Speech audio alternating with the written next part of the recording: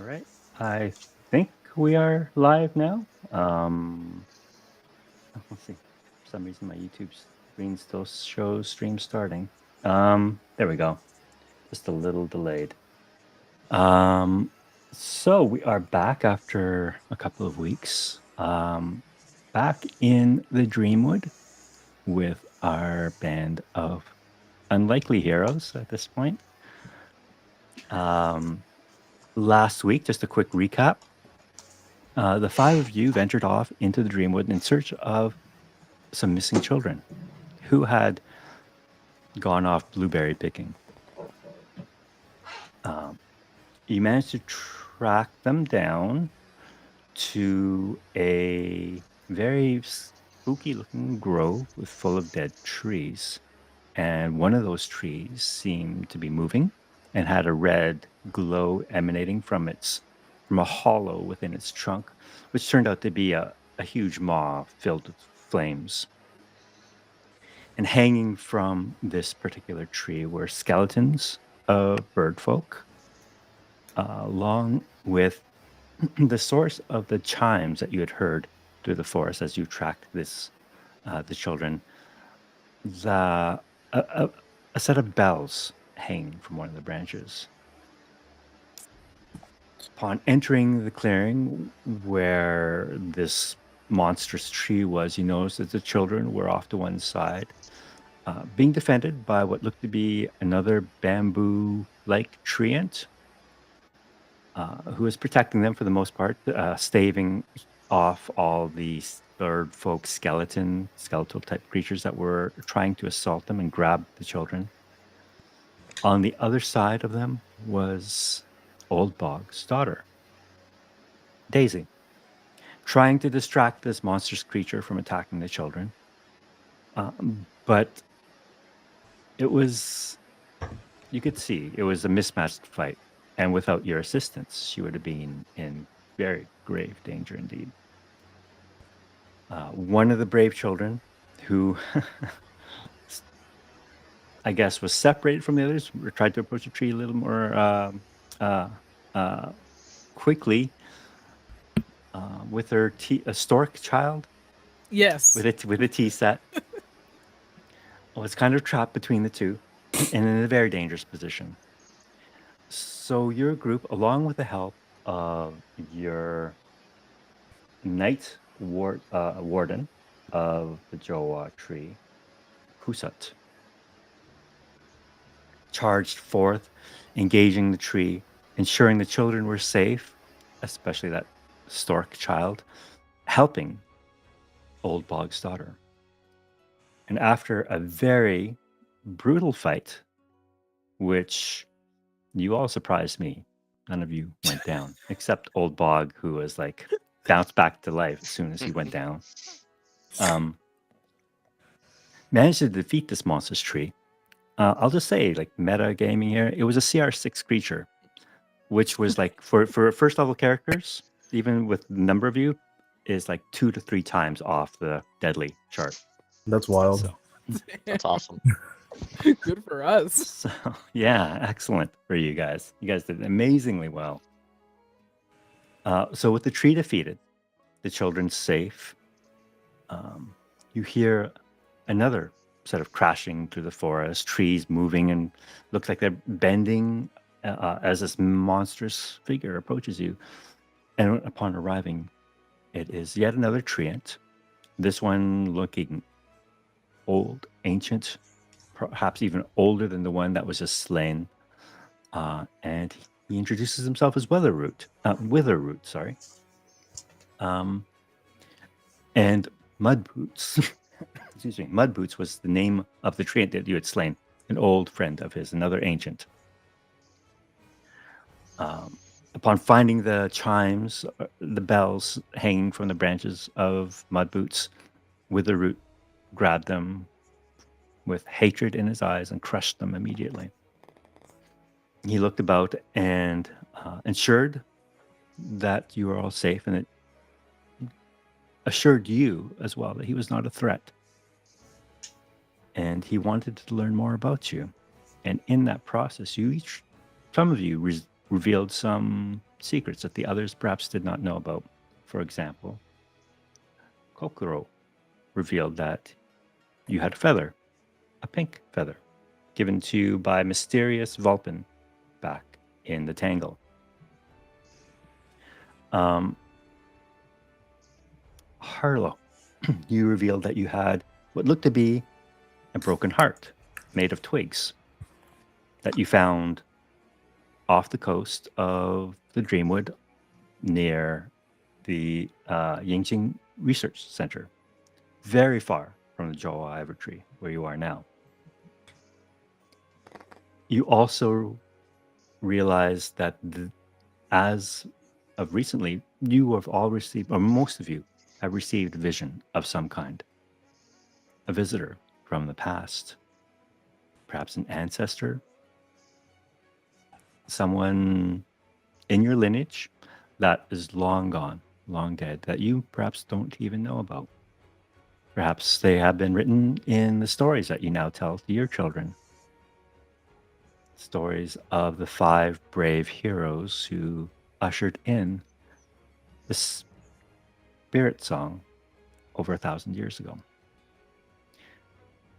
Upon all of these revelations, Witheroot invites you back to his glade, where you can learn more about your past, who he is, and what perhaps is going on with the rise of the undead within the Dreamwood. In the process, Kusat realizes that he has slain or participated in slaying one of the ancients of the Dreamwood, Mudboots.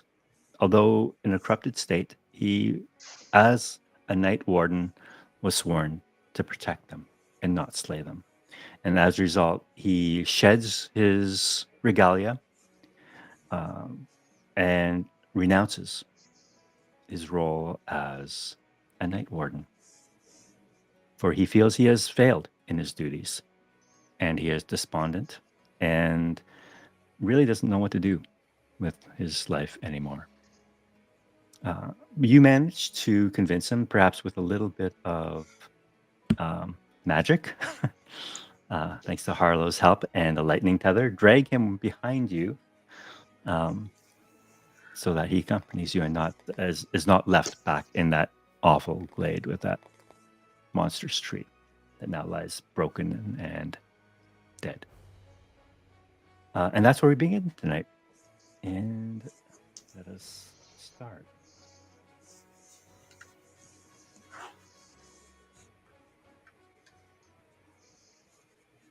So you don't walk too far, maybe about half an hour from where you were. And still all around you in this deep and darkest of nights, the trees around you are all dead, long gone, not like the forest that you traveled through to get here. But this seems to be a place that Witheroot is quite comfortable in. And as you get closer and closer to his home, it's almost as if sound itself disappears. And as the forest goes quiet, the moss thickens beneath your feet, and the lichen on the tree begins to almost bioluminesce as you approach his home.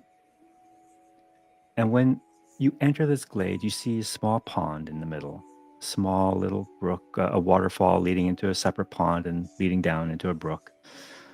And if it weren't for all of the dead trees and the cobwebs, this could actually be quite cozy. You see off to one side what looks to be a work area where Witheroot goes. It's a table of sorts, not so much a table, but more like twisted roots that form a flat surface where he can place potions and artifacts collected through the forest, including, you notice, what look to be skeletal remains. And as you enter this glade, he directs you to sit around the pond where the moss is thickest and most comfortable. In fact, it's so thick and comfortable that you could easily fall asleep after this long and brutal day. It is so actually almost welcoming in a weird sort of way. Please, my home has not seen the likes of bird folk or humble folk, for that matter, in quite some time. I am not accustomed to receiving guests, but please make yourself at home.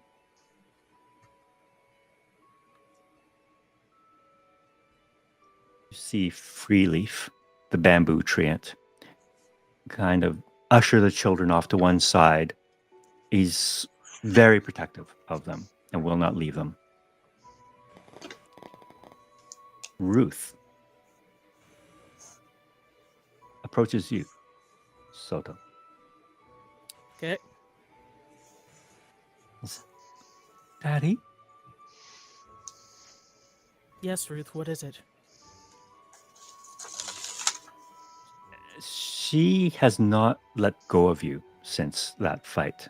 Since she clung to your leg, she's been like stuck to you like glue. Mhm. Just, can we go home? I'm afraid we can't go home just yet. It won't be too much longer. But I promise, we are going home. This place scares me, Daddy. I know, but you've been so brave. You just need to hold on a little bit longer, okay? If you want, you can stay with me, hold my hand. Would that make you feel better? Okay. Did I tell you I saw great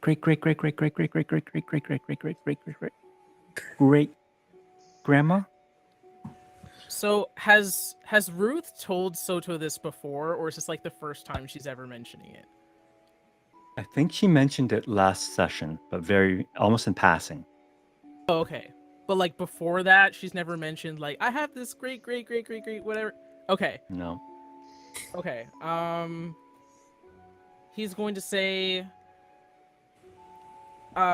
maybe you did. I'm sorry that I don't really remember, but if you want to tell me later, I'll gladly listen. She's very nice. Well, that is good. She said her name was Winda. Do you know Winda? And obviously he's gonna recognize that name, but I don't know how he's gonna respond to that. He's going to say, I do, but I will tell you that another time. That's a long story. You promise? I promise.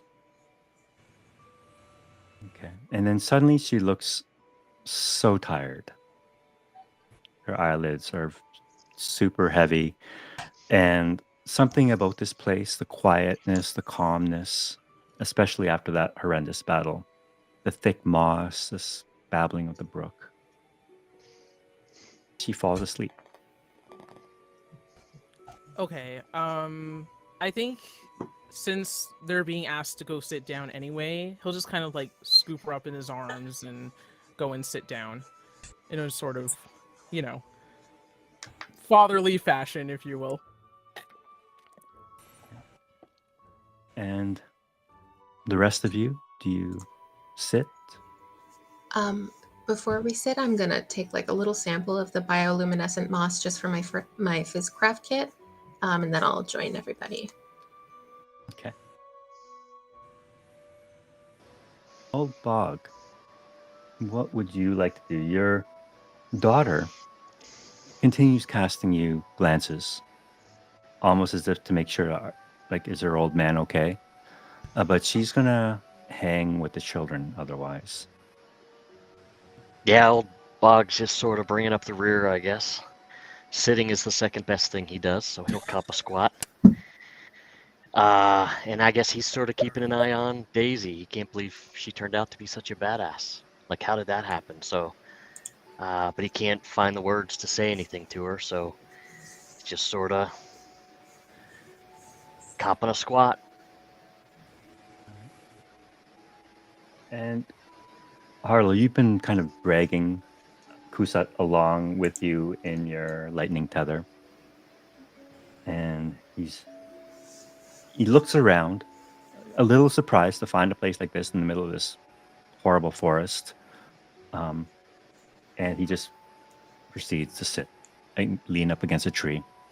Okay. And I will drop concentration on the lightning tether as long as he's like, chilling and not like running off or anything crazy. yeah, he just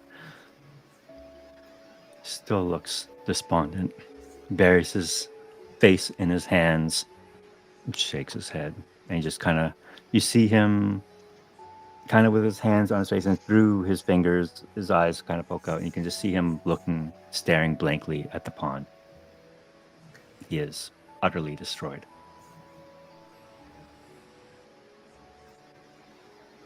Okay, well, yeah, for me in that situation, I guess I don't know what I would say to him.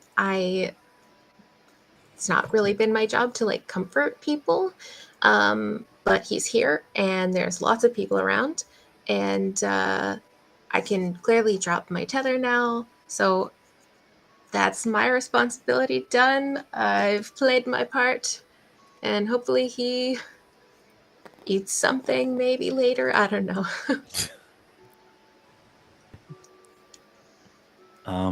You can see Witheroot at his work table. It looks like he's preparing something, and you realize he's actually preparing plates, a meal for you. And he says, "I'm apologize. I'm not used to guests." And he starts passing around plates full of bugs and worms. I hope this. I don't. Is this what you eat?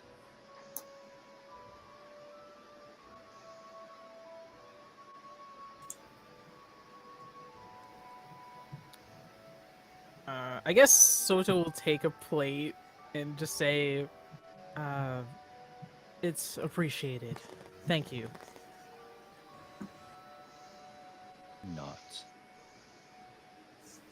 And after you all have this plate of wriggling bugs and worms on your lap, sitting around this pond,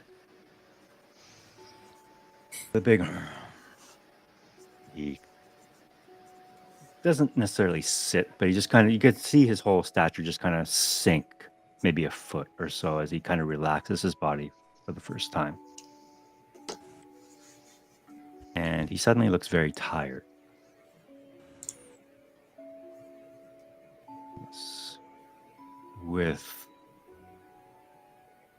As he looks across all of the people in his home now, the children, Kusat, your daughter Daisy, the five of you, and he's just and Freeleaf, he's just shaking his head and says, "You've all broken the covenant."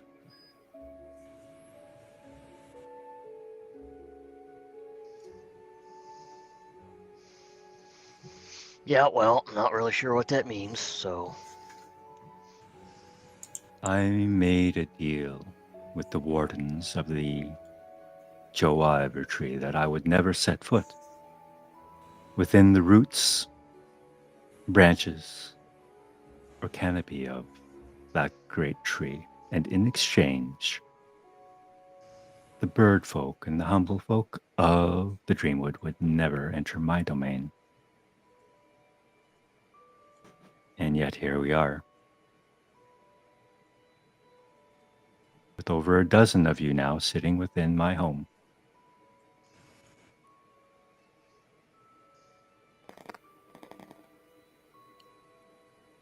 Does it not matter that we were invited in?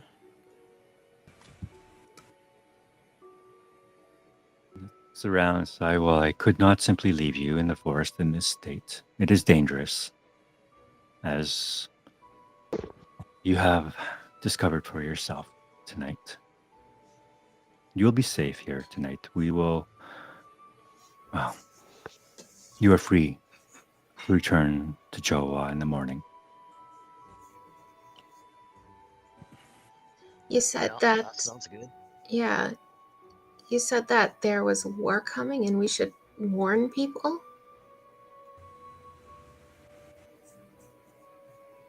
There is. With the breaking of the heart knot that you have recovered, I'm afraid whatever magic was protecting the Dreamwood has been broken.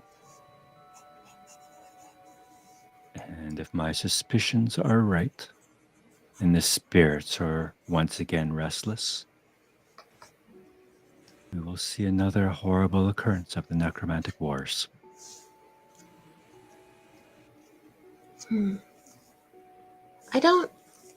If you don't mind, the heart knot, where I got this, I found this before I had ever came here. I've never been to the Dreamwood, and I didn't know about the accord that you had, this deal for people not to come into these woods, but somehow the heart knot is tied into it. I don't understand how it could be so far off the coast, so far to the east, and then I don't know, it seems so coincidental. That is indeed troublesome. The heart knot is guarded by the wardens within the hole in the bowl at the heart of the Joe Wyver tree. For it to be found by you so far away, I am led to believe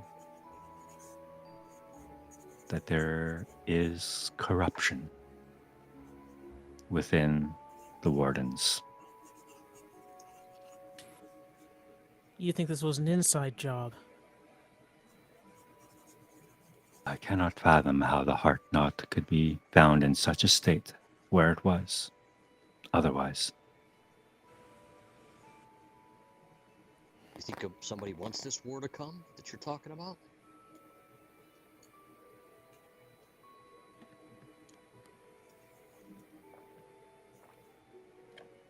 May I see the feather once more, please, Kokoro? Sure, wrinkle root. Let me pull it out.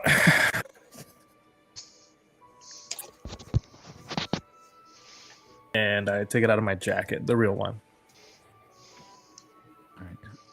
He takes a little, what looks to be ceramic bowl, and he doesn't touch the feather this time, but he asks you to place it in there. Ooh, are we gonna do some magic? Okay. He takes the ceramic bowl and he looks at it for a moment and looks at the feather and says, "You mentioned a Vulpin gave this to you." Yeah. Don't know who she is. He places the feather inside this bowl within the pond that you're all sitting around. He reaches with a gnarly, branchy, woody arm and his long knotted fingers and gently places the bowl so that it floats on top of the surface of this pond. And as he does so, the pond kind of turns to like a glass-like surface. And as you peer down, you see what looks to be a stuffed toy. Where did it go? 1 second. You have all seen it, but I just want to bring it up for others who might not. There we go. That's it.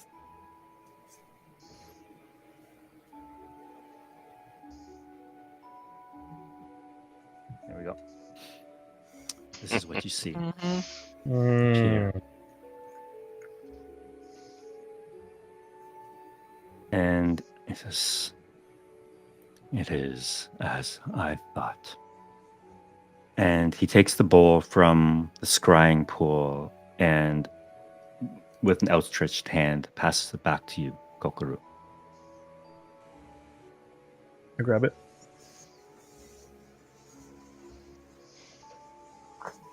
Can you all make an insight check for me, please?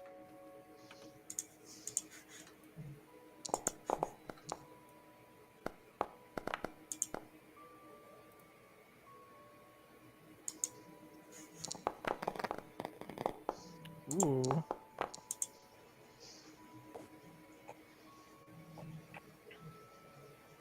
Who are we missing? There we go. Kokoru.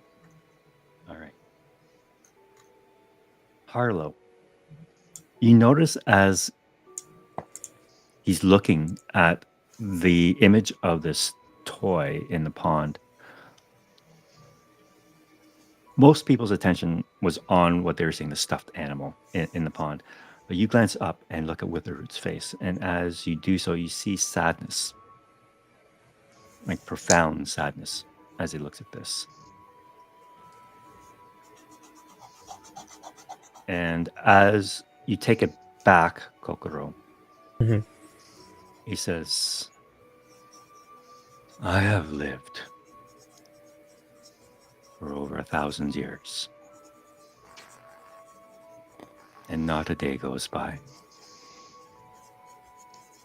where I do not think of the child that toy belonged to."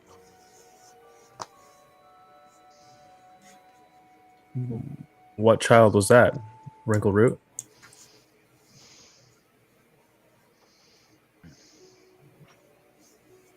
He closes his eyes as he goes back in time into his memories. His name was Koji, and he had the purest heart that Dreamwood would ever see. And with his heart, although his body was frail, his heart and his voice were strong. And it has been his spirit all these centuries that has been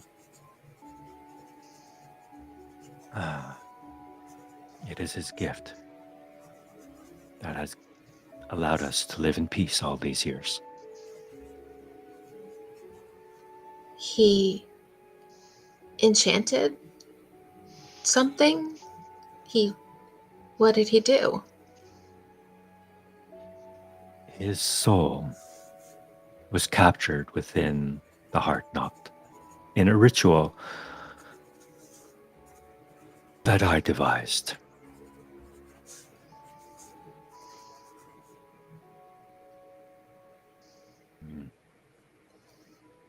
You see, 1,000 years ago, when I was not much more of a sapling, not much older than Relief now, I was prideful.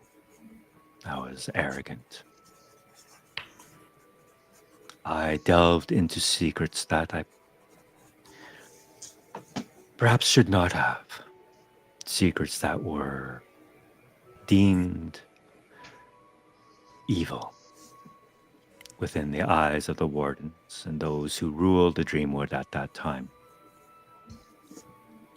There were brethren like myself who thought the same, that the bridge between life and death perhaps did not have to be so absolute. That perhaps there was a way for the dead and the living to live in harmony.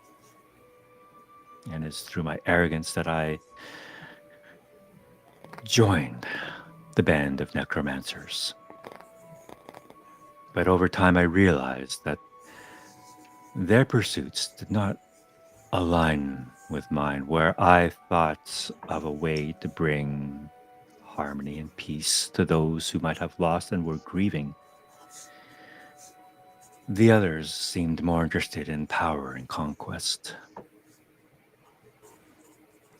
So I decided to reach out, and through a secret conclave of representatives across the various factions who fought in that war at that time,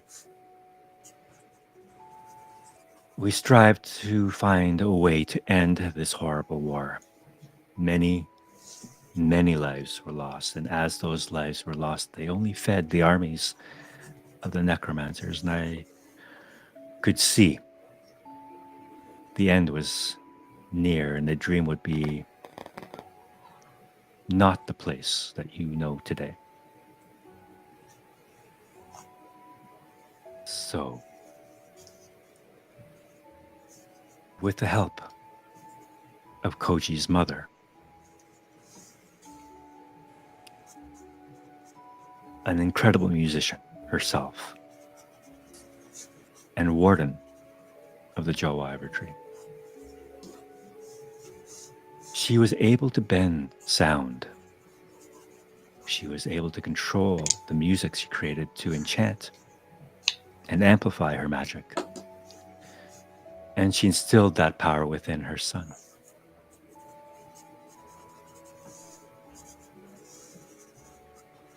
And she gifted that child to my care when she fell.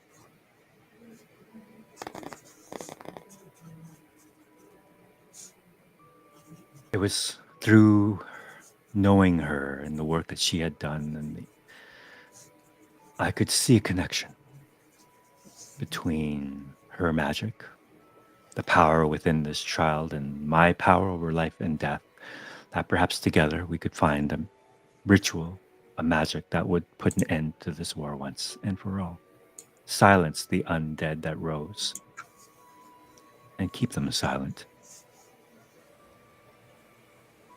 So I wrote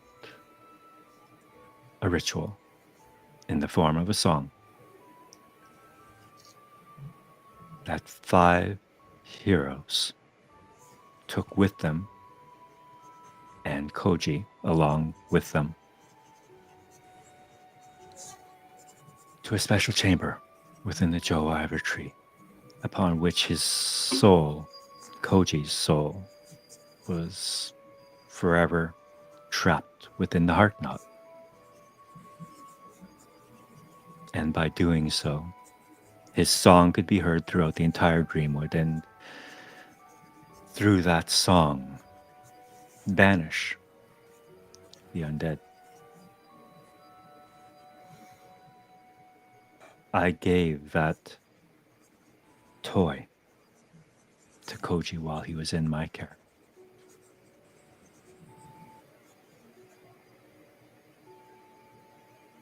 Do you regret it? Would you do the same thing again?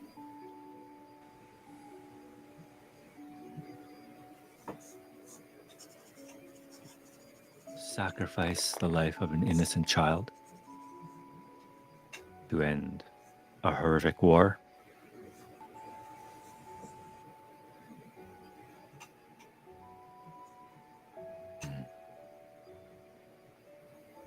I hope I never have to make that decision again. Because you're sad about it, or because you think you'd pick the wrong way? I knew the power of the necromancers, and I knew with each passing day, with each fallen soldier, their power only grew stronger. They were like a scourge that was spreading across the Dreamwood, and death, and only death, followed in their wake. There would be no space for life in their kingdom.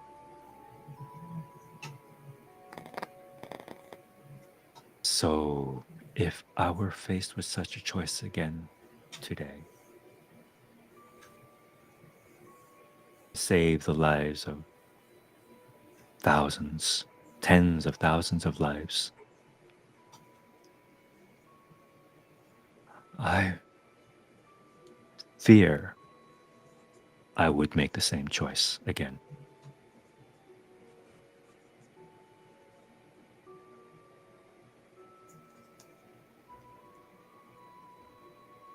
When you joined the necromancers originally, you said you appreciated the goals of the dead and the living in harmony. Is there not some balance that could be found?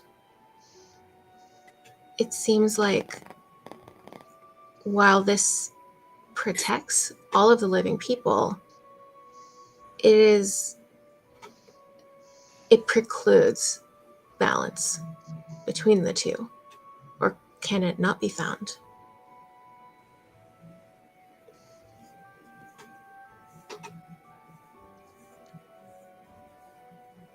I wish that could be true. But I fear it is far too dangerous to go down that path again.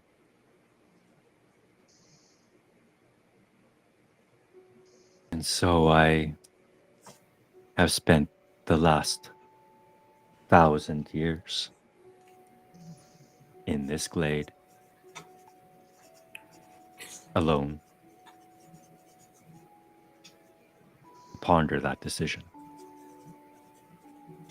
And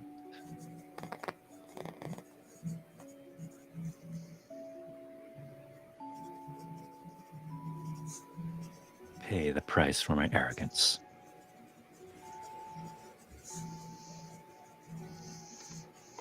How alone is alone? I mean, it wasn't Mud Boots here. It wasn't Relief here. Is there any other branch dudes Branch, dude. hanging around? There are other treants within this forest. And it is in fact myself who awakened Freeleaf. The years can pass very slowly. And I'm not ashamed to admit that it can become lonely at times. Kind of gestures to the bird skull on his shoulder. And there's only so much conversation you can have with a skull before losing your mind.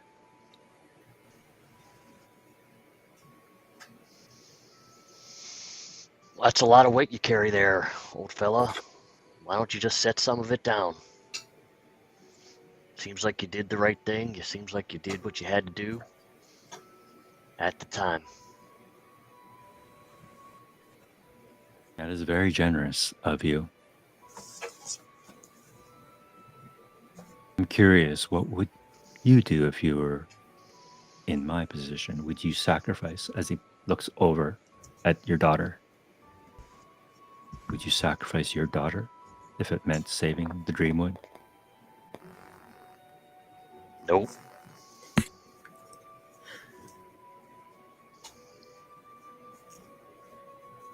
And you, Soto, would you sacrifice that sleeping child in your arms? Absolutely not. You have no pity from me.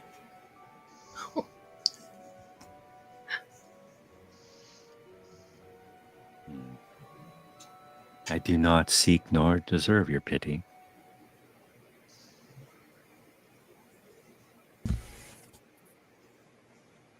But with the war coming, once more, with a heart not broken and Koji, or his spirit at least, freed, I am afraid that decision will have to be made again by someone, if not me, if the Dreamwood is to be preserved. unless you can find another way. A way that a way that has escaped me. Still, after all these years. So his actual spirit all this time has been in this heart where, if it's broken, would it go now? Is he just moved on? No. His spirit would be wandering this world.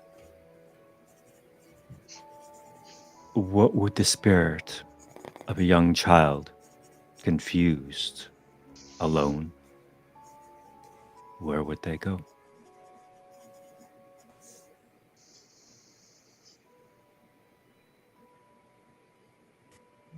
Where did he live?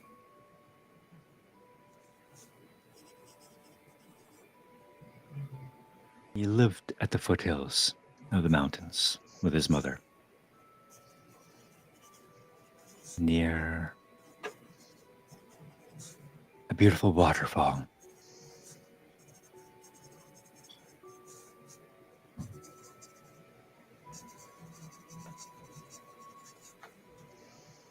Well, I've always stayed near home. I don't know about everybody else, but this is my first time I've gone that far. Maybe he'd like to do that.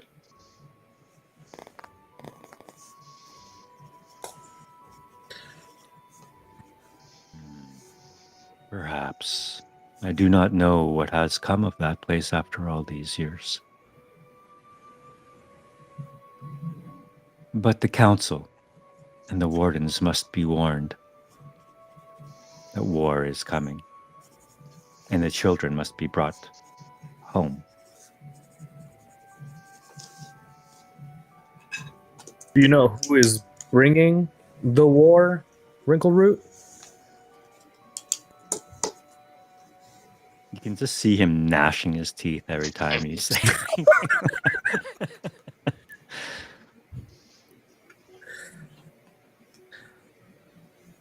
I have my suspicions, but they are unfounded, and the chimes, the bells found upon my friend's branches, they are not the first. I have found them placed throughout the Dreamwood. It is as if whoever created them is intentionally trying to raise the spirits and the dead once more. Perhaps to build his army.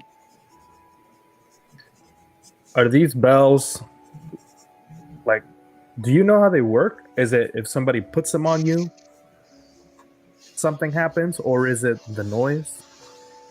It is both.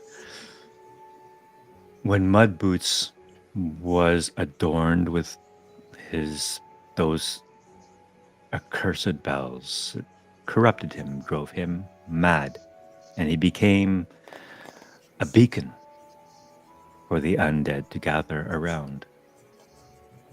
He became something of a shepherd for them.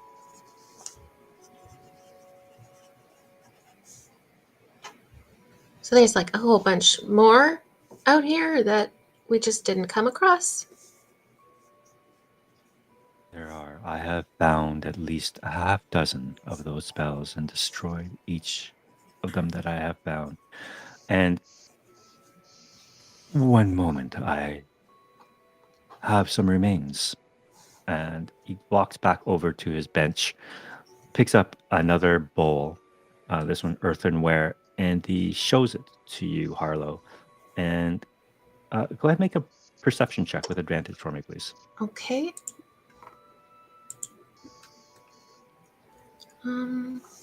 Which button is it to add advantage when I press?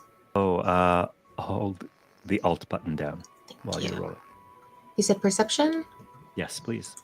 Okay.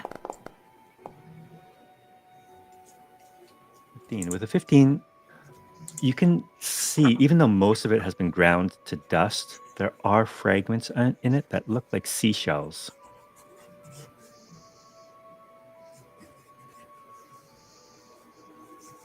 Okay. These are part of the remains of a spirit or an undead? These are the remains of the bells that I've been destroying. Oh. Are they all like this with the shells? I am not familiar with this substance. It is not from these parts.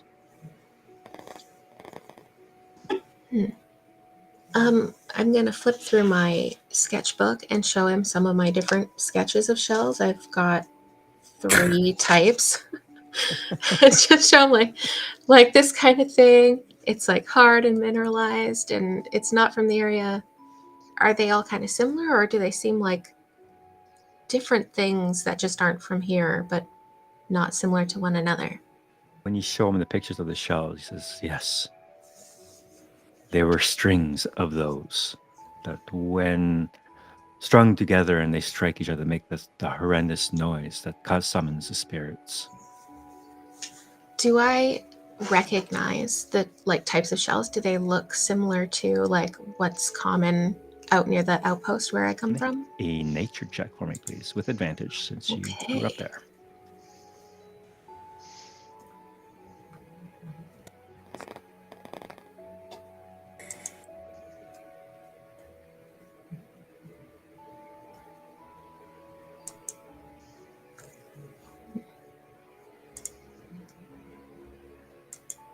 I think it might just be lagging. If it rolls 3 times, I'm sorry. No worries. We'll take the first one, the 13. The shells that you see there are, or what you can tell at least from the remains, it's hard to tell because the pieces are so small you can't be 100% sure. But they look to be pretty common, the patterns and the coloration and texture of shells from your area of Okay. where you grew up. So nothing looks like too unfamiliar to me or anything. No. Okay. Right. Well, that is very odd, but in my dream, there were scattered shells kind of like this around the heart knot where I saw it at the bottom of the ocean. But I didn't take it from the ocean. I woke up and it was with me. I don't know. That's weird.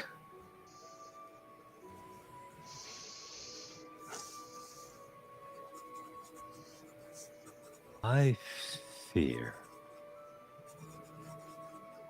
that each of you have a connection to the heart knot or those who were involved in that ritual at that time. And then he looks at you, Enid. Although I do not recall a Vesper ever being involved. Nothing special here.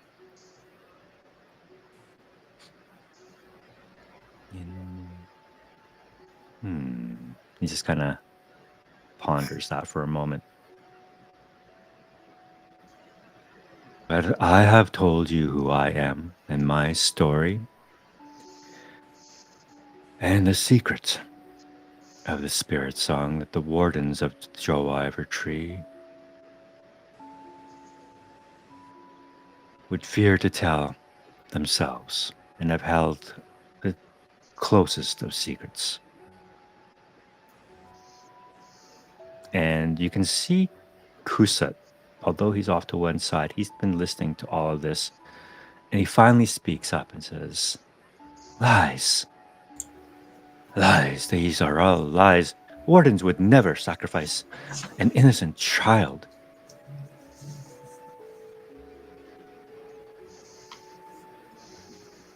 And he gets up and just kind of wanders off. He's still within the glade, but he just kind of wants to move a little further away from the rest of you.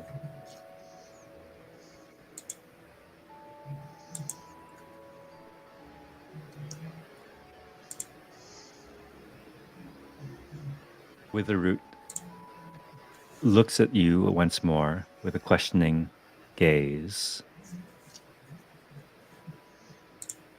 If you return to the Jowa Evertree, and if there is in fact an agent of the necromancers amongst the wardens, you should tread carefully. But nonetheless, they must be warned.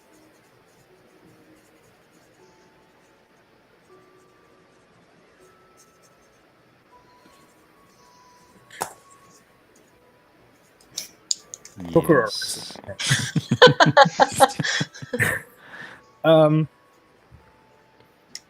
Wrinkleroot, wither me this. Are the bells, when you've seen them, are they mostly on like larger living beings? Can they be on non-living beings? Have you seen them on smaller living beings? I have seen them hung on normal trees. I have seen them on a wandering servant in the Dreamwood who was corrupted much in the way Mud Boots had been.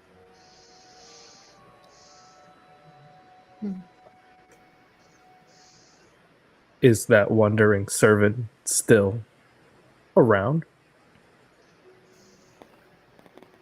No. My God.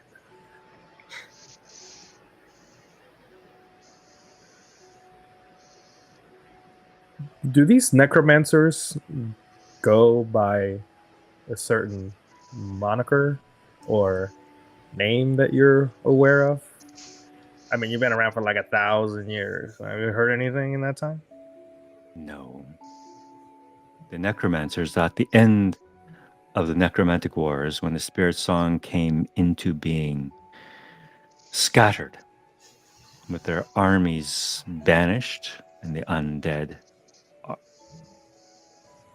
sent and passed on to the realm of death, true death. Many necromancers fled into hiding. Some were caught and brought to justice for their crimes, but their leader, for example, was never caught.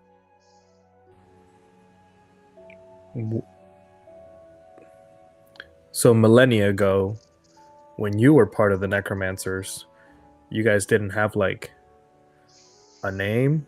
Who was your leader back then?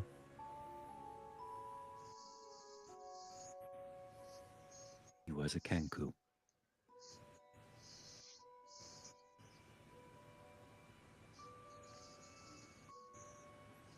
And he's staring right at you. Yeah, I just shut up. That like I can't say anything after that. Cool. Are you saying that there are necromancers on the upper deck of the Jowa tree? Necromancy has been outlawed in the Dreamwood ever since the end of that war. If there are practicing necromancers, they would be practicing those arts in secret.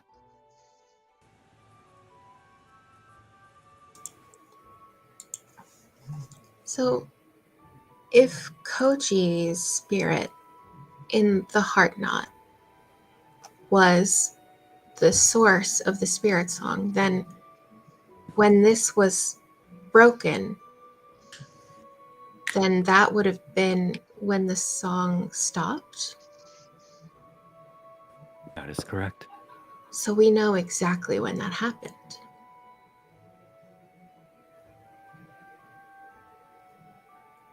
I have to ask Kuset some questions about their guard patrols. I'm going to make some notes.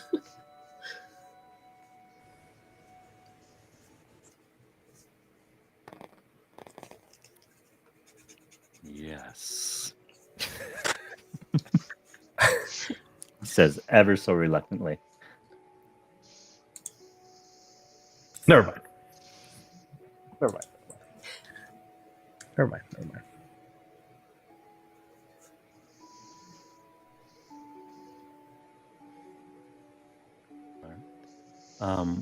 You can see Witheroot at this point. Get up. And he's already. You realize when he kind of shrunk down a little bit, he was basically almost like kneeling almost on his haunches, but now he just stands to his full height once more. Please take some rest. You may drink from the pool. The water is pure. You will not be disturbed within my glade.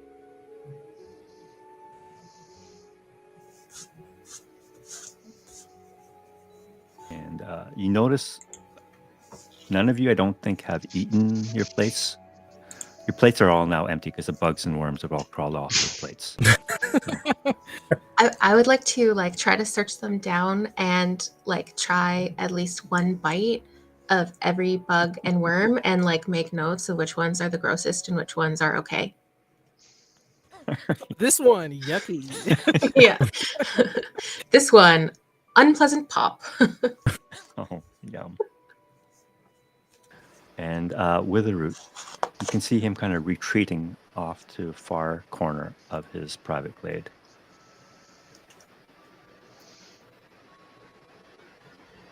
Leaving you alone. Harlow, darling. I have 2 requests. The first of which being, I need to see the heart knot. You can stay, but Yeah. I'd like to see it. Sure. And then secondly, I don't quite remember, but did you keep the Silverberry book? Yes, I have it in my bag. I actually am using it to kind of keep the heart knot stable in the bag while we were traveling, so easy to take that out together. So I'm going to take both of those things out of my bag and bring them out here. And then I'm going to also flip to a page of my sketchbook where I'm going to show you. So I drew what I saw in my dream when I saw the heart knot on the bottom of the ocean, where I saw it first, and where I saw that vision of the Mapak octopus wolf creature. Well, I saw them in the same dream, I guess vision, but this is how it looked at the bottom of the ocean, and there was a bunch of broken shells around and things like that. That's why I was looking at the shell bells, but now you can see kind of everything all together. That actually piqued my curiosity as well. Do you have any of the fragments of the bells? Well, no, because when I woke up, it was just this, the way that it is. In my dream, I had tried to preserve it with the pieces of the shells, but that wasn't real. I don't think. But there might be some wedged in. I guess we could take a look. Do you want to inspect it? Yeah, yes. I do remember you being quite wet that morning. I have more curiosity about the remains of the bells that Witheroot crushed. Yeah, they look. They're all familiar types. They're not unique to an area outside of the outpost, but that doesn't mean they had to have come from there. They could have come from the other coast. I just, it's not a guaranteed link, but it seems pretty likely to be connected. Well, my darling, if you have them still, I can, in the same process as what I was intending with the heart knot, I can try to find more information about them. Okay, well, yeah, let's take a look at the heart knot and see if maybe it's tangled up in there, because it was kind of a big pile of stuff that was broken when I tried to pick it up. Yeah, I don't know. All right, and then I'll walk over to Soto. Be like, Enid, I don't think we've quite had the chance to meet properly. No, I don't think we have. Soto. And he'll also extend one arm out to shake her hand. I'm sorry to come off so uncouth in retrospect of us just meeting, but I was hoping to borrow 2 bird feathers from your plumage, if that would be okay with you. That's not what I was expecting, but if you must, then he'll take out 2 feathers and give them to you. It's much appreciated. If you would like, you can watch what they're will you intended be for. doing with them? If I may ask. Clock down with the book and the heart knot in one hand and the remnants of the shells in the other, and use the casting time to cast Identify on both. Okay. On the shells first? Sure. Okay. Since that's a 10-minute casting time, since there's a ritual cast, in that time, Daisy walks up to you, Old Bob. The children have pretty much gone to bed. You saw them, the 2 Vulpin boys, kind of wrestling with each other and throwing snide remarks at the Mapak boy, having a little back and forth with them. While the other 2 were just kind of just trying to make a comfortable space for themselves. But in the end, they all kind of fall asleep, and they're all kind of falling asleep off of Freeleaf. They're just kind of hanging over his shoulder or just like slumped over his knee kind of thing. They're hanging off him like almost like decorations on a tree. But so Daisy, once they're all put to sleep, Daisy walks over to you, Old Bob. How you doing, old man? I'm good, darling. How have you been? I've been good. I've been very good, in fact. Honestly, I was quite surprised to see you here, of all places. I never dreamed that you would have left the Copper Vat. Ha! You and me both. Where'd you learn to fight like that? She looks at you and make an insight check for me, please.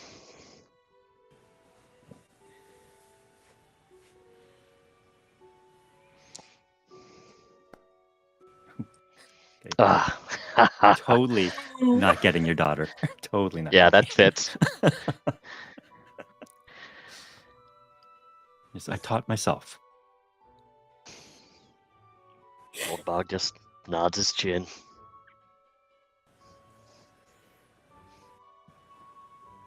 Aren't you getting a little old for this? Yep. All right. So how about this then?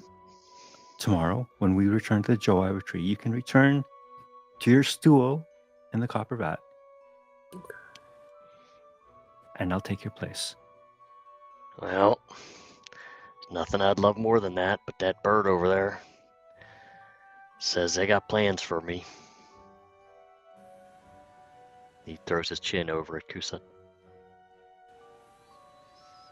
And that tree over there says there's a war coming. First place they're going to go is they're going to ransack the vat. Of all the places in Joa, why would they go? And she's just kind of, never mind. But no. You have led an incredibly sedentary life, old man. And perhaps those bones and haunches of yours really do need to just find their way back to that stool. And perhaps leave this to the younger folk. Oh, you're selling me short, darling. I might be a little past my prime, but reckon you never saw your old man in his heyday. I hardly saw you at all. Crazy. Touche, little lady, touche. That's French for I get it.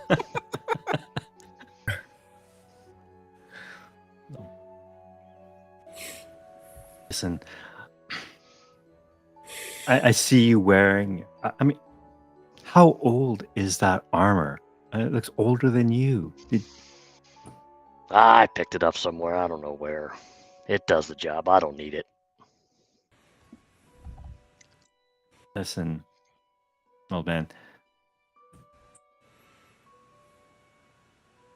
You have not been in my life, but you are still Well, my father.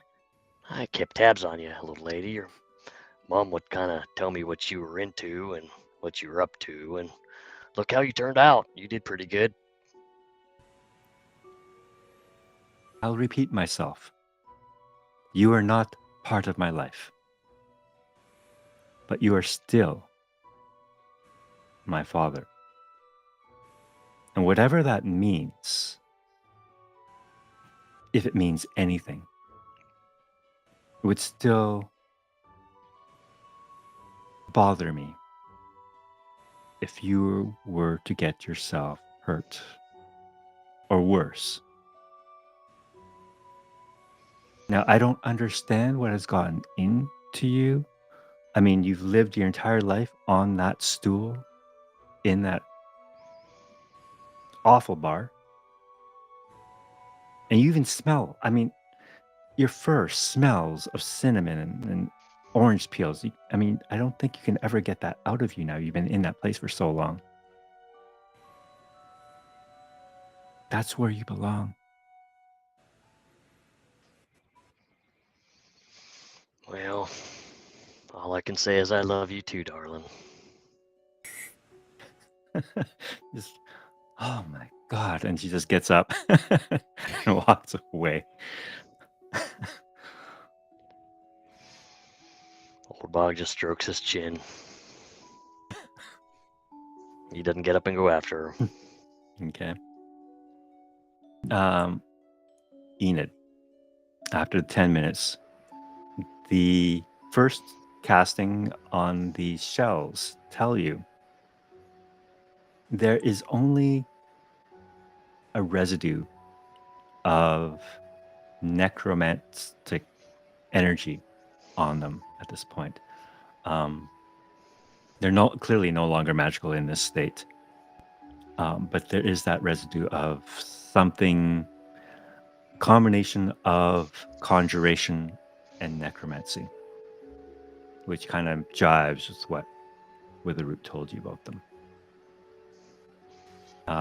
In terms of the materials, they are in fact seashells found not only off the coast of the Dreamwood near the Yingxing research outpost, but beyond them in the outlying archipelago of islands.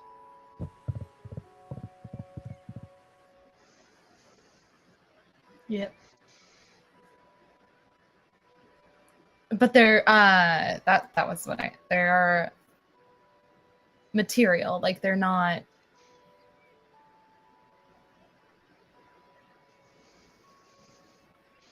What's the word I'm looking for? Like they were shells before, or did Yes. they just okay? There were shells used to construct this magical thing, chimes. Like enchanted? Like the shells were enchanted? Yes. Okay. And the second item you want to identify? It was the heart knot, and I'm mostly looking for if there's still like a presence to the heart knot or not. While you are casting this ritual spell, you all see Witheroot walking back, and with him, he carries what looks to be books and scrolls of some kind of in a pile in his big hands. They look, I mean, to you, they're quite large, but to him, they're just kind of like a sandwich size. But he walks straight to you, Enid, and says, Um, a wizard, or one that practices the arcane arts, I see. That's me. And perhaps these might be of use to you. Try not to look insanely excited. Got to keep my cool exterior. All right. You take the gift that he passes to you, And I'll, the stack. if I can. I have Yeah, an yeah. 8 strength. Yeah. Even with Nate's thing. It's like a pile of library books almost that he just kind of dumps on you. And you can immediately see most of them look like sheet music. Nice. And you see one of them is a partially completed spell book. There's already a few spells in it. And it is a school of magic called sonomancy, the magic of sound and song. These I collected from Koji's mother. I could never understand fully her workings, but perhaps you might succeed where I have failed.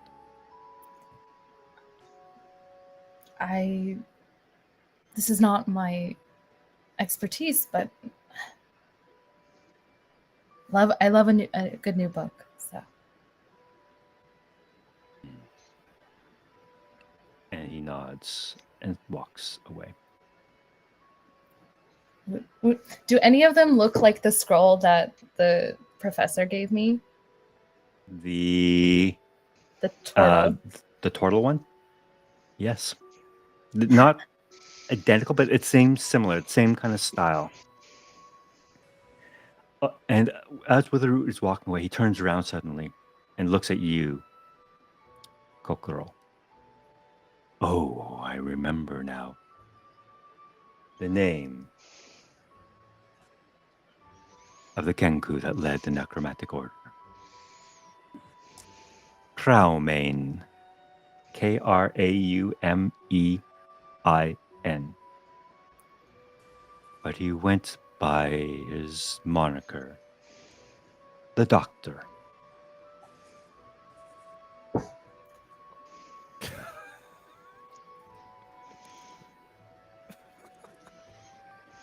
I write it all down.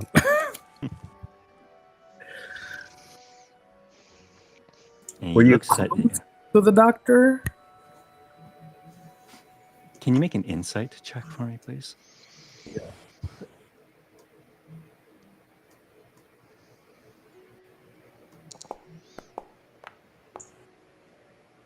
Oh, so close to the 17.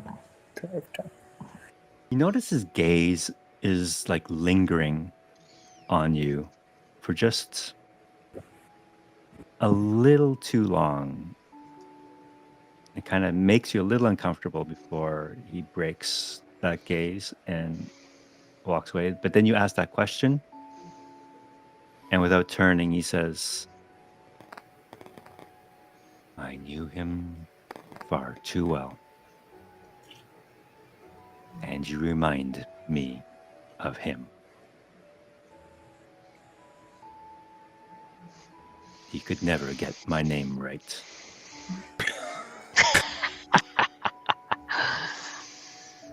It's not Wrinkleroot.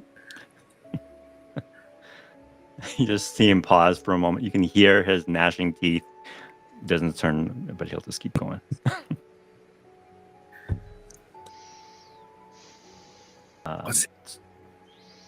So you complete the second ritual casting of Identify Enid on the broken heart knot. And you get a strong sense of abjuration magic coming from it. It is no longer magical, clearly. But there's just much like the shells had that very faint residue, this much stronger. There is no sense of any kind of spirit left in here. You can tell from your identify spell that this thing was created as part of a ritual to hold the soul of a creature.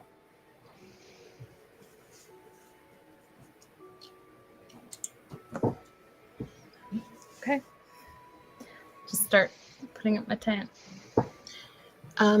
While Enid was doing that, can I ask first, are any of the kids still awake or are they all like right out? They're all passed out. Okay, then I don't have anything to do. All good. Yes. She Yes, clearly Sota. has something to say. Oh, Andrew, my question was, would Soto have overheard the conversation between Old Bog and Daisy, or were they not close enough? Oh yeah, you would have heard. Oh, okay. Yep. So he's not gonna directly look at Old Bog. He's gonna keep looking down at Ruth, like almost like, just watching over her while she sleeps or whatever. But he's probably gonna say out loud, "She's trying to connect to you, you know." What do you mean? Children at any age like to be heard, but I fear you're not listening. I heard what she had to say. She's just telling me to go back to the vat and be old. It's not just that, and it's one thing to listen with the ears, it's another to listen with the heart. Yeah. I think I see what you're saying. She's just trying to look out for me. Well, I encourage you to take the time. It's important. To do what? To listen. Listen well. Hmm. And that's All all you he'll get is- have to say. And that's all you get is a grunt. Snort of sorts. All right. Does anyone else want to do anything that evening? Yeah, I And want to this- walk up to Enid and Harlow. I guess they're both hanging out together. Is the heart not like broken, or is it? It's kind of like it is a large piece, but it's been clearly damaged on the edges, and like bits of it have kind of been like broken off, and yeah, you can tell it's like a heart-shaped thing still. It's not like pulverized, but yeah, there's bits kind of cracked and stuff. Okay. Yeah. I want to see if I can go up and try to. How big is the heart knot too? In my head, I was imagining it being like this, but kind of like a small wreath. Okay. I want to go up to Harlow and see if. Can I take a look at that? Yeah, just be careful. Yeah, I'll be careful. And I'm gonna try to. I'm not even gonna touch it. I'm just gonna try to make an illusion of it, but like complete, like an imagining of it. That way, anytime that we might have to take this out, I'd suggest us maybe showing them this version first. Seems kind of important, Mm-hmm. right? Because we're in a mess right now. That's a good point. If I were to show the wardens even my sketch of the busted up heart knot, they might get a little not happy. So, yeah. See what that you did. might- Yeah. Well played. Yeah. So I'm gonna try to do that probably for a little bit. And then I'm gonna walk over to Enid and say, "Did Wrinkleroot give you music?" Witheroot. That's his name. Okay, gotcha. He did. Do you know how Is to read this? Yes, and I take out my shamisen. Tring! Can I see that? Yeah. Maybe. Okay. I mean, how about we come to an agreement? Sure. Could you teach me How to play? how to read? Okay. I can do that, Bat Lady. Yeah, and yeah, sure. I'll let him. I'm kind of focused on the Silverberry book anyway. Is there multiple sheets of music, or is there just like, is it like, what did she get exactly? Kokoro, when you see it, Yeah. to you it looks like music, sheet music almost. Yeah. But it doesn't really make a lot of sense. It's not like the sheet music that you're used to seeing, like with clear notes and like whatever. This seems like all over the place, almost random to you. Mm. And that you can attest to the fact that there's an arcane nature to this, that this music in and of itself carries a secret of casting spells. Oh, okay. Can we together parse things out? Unless Kokoro wants to multiclass into wizard. That's not happening. We got 5 levels, you know what I'm saying? Well, you can still teach me how to play. It's been a very long time. Do you play any instruments? Not since I was a child. That's okay. I have a bunch with me.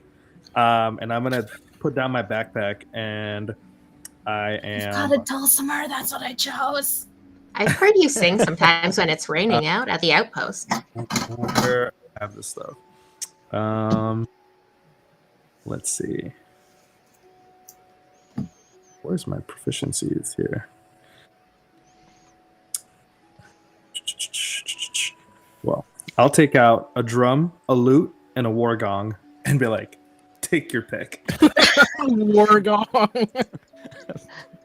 It's small. It's small. It's not. It's like a medium-sized war gong. With my strength 8, I don't think that's the option. But I'm gonna like reach out towards the lute and kind of give a few plucks. Okay.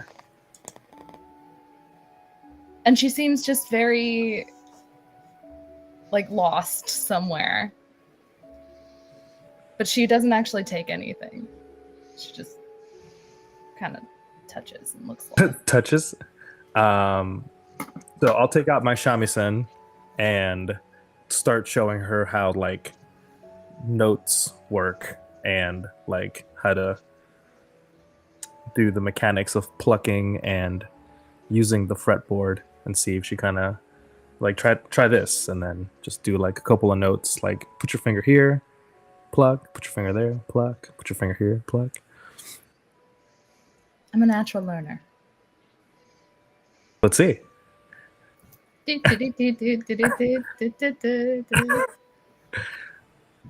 So, Enid, as you play this instrument, and are you just learning to play the instrument, or are you trying to follow the instructions in this volume of books and whatnot that Witheroot gave you? I'm trying to remember what my brother did when we were little, and then also applying that to what Witheroot gave me.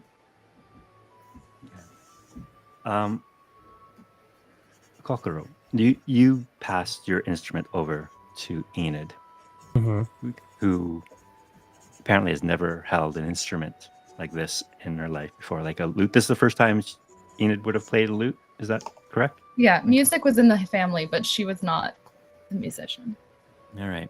And she starts repeating what you taught her. And she is a fast learner. And you listen to the music, and yeah, she's okay. But then you all notice a change in this glade that you're in.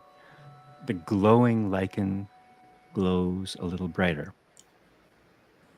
the moss seems to grow an inch taller. The Can brook, I take out my dragonfly box and see if it's affected, the dragonfly? so can you describe that dragonfly again? Yes. So I have a dragonfly in a little crystal box that is common on the out islands. That was sort of like a gift that I got from a friend who used to travel out there. That basically is just a memento, but it's a species of dragonfly that used to go dormant, but the buzzing, the pulse, would be to the rhythm of the Spiritsong while they were dormant. And since the Spiritsong has not been around anymore, it's just sort of frozen in there, not moving at all.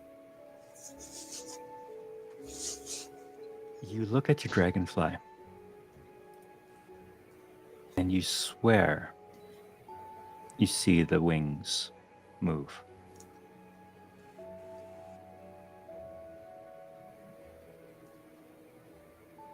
Enid, whatever you're doing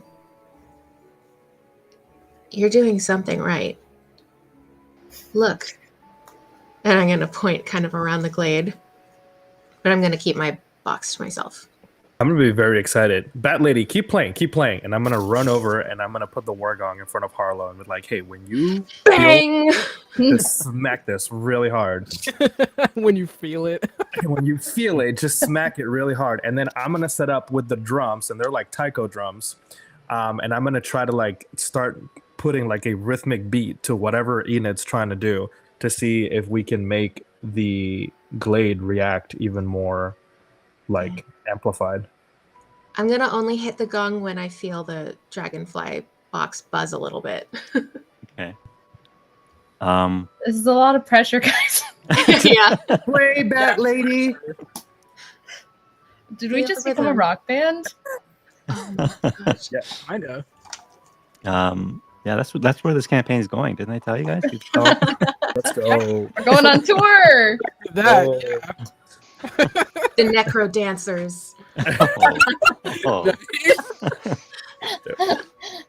That's awesome. You get the feeling that this glade, which has like muted sounds, and even the conversations that you've had up to this point, the sound is very soft and quiet. The conversations you've had have been kind of muffled by all the moss and the lichen and the trees surrounding you. Even the spider webs, the kind of string above you, seem to be absorbing some of this sound.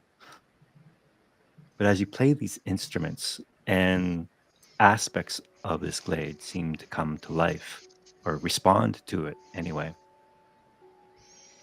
you get the sense that this is the first time song has ever really reached this part of the Dreamwood. And as you're playing, you see Witheroot coming back one more time, watching you play. And with the accompaniment of kokoro and the occasional gong from Harlow, which surprisingly does not wake up the children. I was thinking who are that. deep, I was wondering. Yeah. deepest sleep. It does amplify effects a little more, but Enid, you're still struggling to grasp the complexities of these spells and everything that is in these tomes. You've just barely scratched the surface. You can sense that power flowing through you from this music. And you know what you guys are creating here is affecting this small little glade in the middle of the Dreamwood. And perhaps with a little bit more time to learn and study, this could become something. Nice. Noise. Very cool. And Witheroot, as he stands kind of off to one side, he's still pretty far away. You can just hear him say, "Amazing. Perhaps there is another way."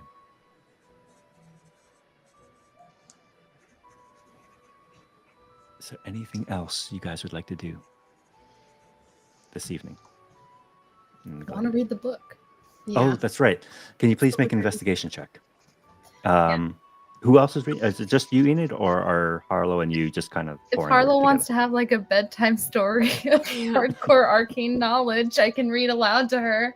Yes, I'm assuming that I wasn't able to read the whole book before we traveled to Joa, so there's probably lots left I have not read.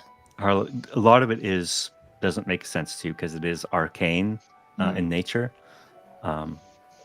But you managed to follow along a little bit. But go ahead and make that roll, Enid, for me, please.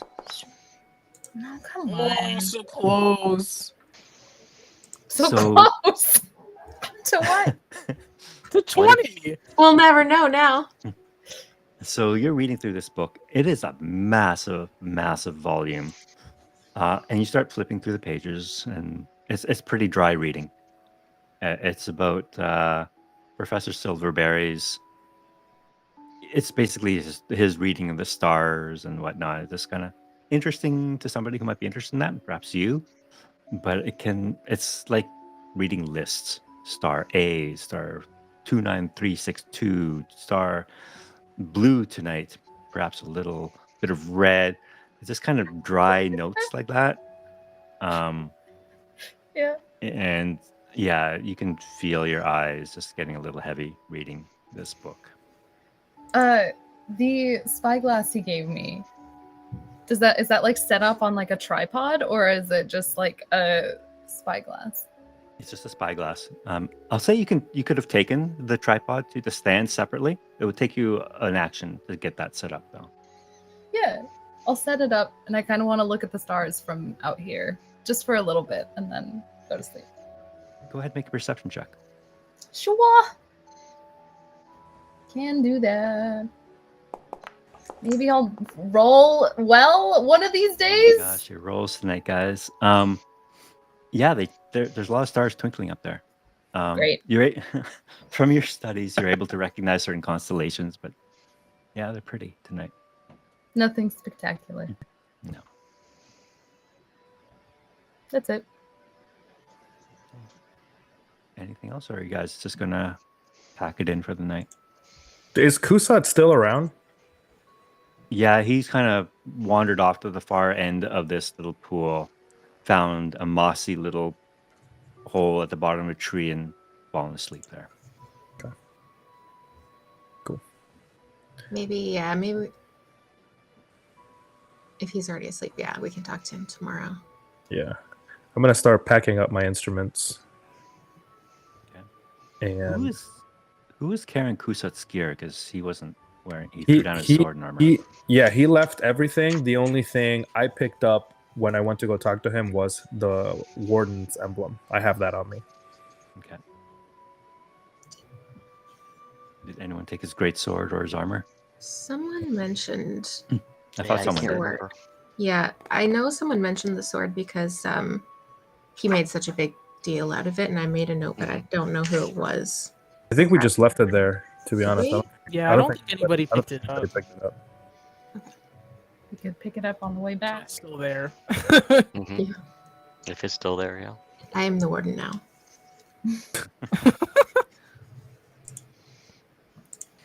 All right. So the next morning comes. You all get a long rest. You are now Double second level. Oh. And Witheroot comes. The children are already up and being quite rambunctious, running around, chasing each other through this glade. And Witheroot says, "I hope your sleep was pleasant." And he has prepared plates of bugs and worms for each of you again this morning. Yum. I'm going to eat the ones that were I noted the least bad last night, and gonna watch also Harlow and try. I'm going to try any that I didn't have before and note about those as well. All right. Yeah, you managed to pick out the tasty ones, the ones that don't pop so awfully in your mouth. And maybe have a bit more crunch to them. And you're actually, Harlow, you feel fed. The rest of your tummies are starting to grumble. You haven't eaten much in the last, I don't know what it's been. It's almost been 18 bit. hours now. Yeah. I think Soto would make sure Ruth eats first, and then if she didn't finish because she has a smaller tummy, I guess, then he would eat. Ruth looks at this plate of bugs and worms and says, "Can we go home, Daddy?"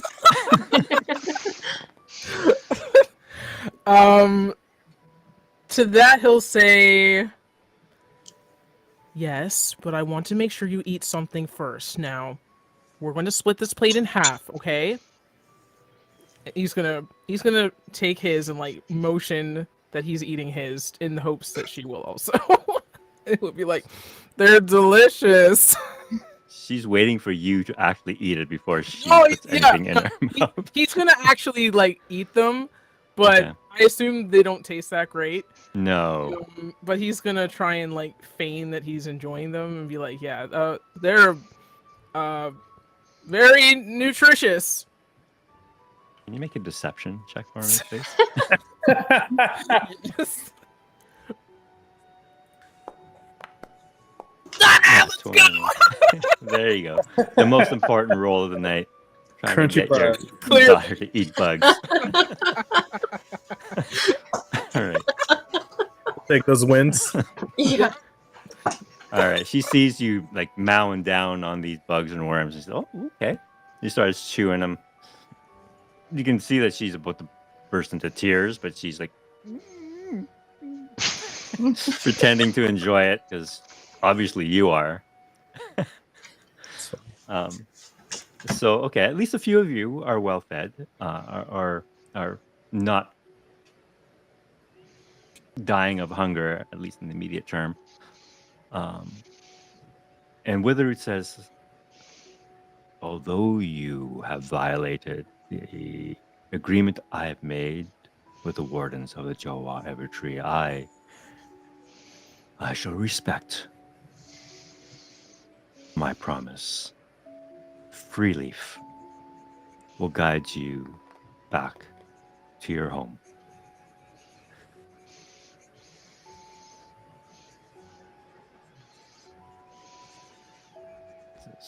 It was interesting meeting each of you.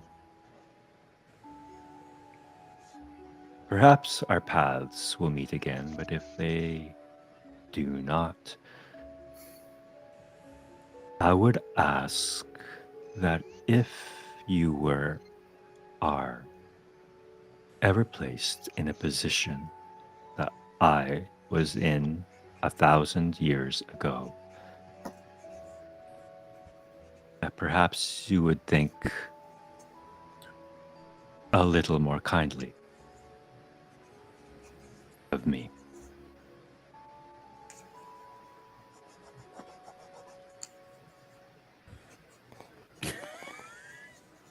You can see him you can see under his like big burly eyebrows as his eyes rolling as he's thinking. Yes.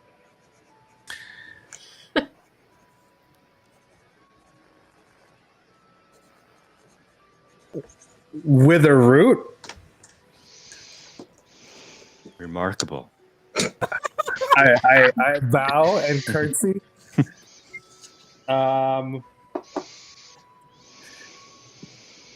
What if we make a new covenant? Thus, here. That way, in case we do need to see you again, we're not breaking any rules accidentally, unknowingly so. Right. We can come back if if we hear the bells again somewhere else?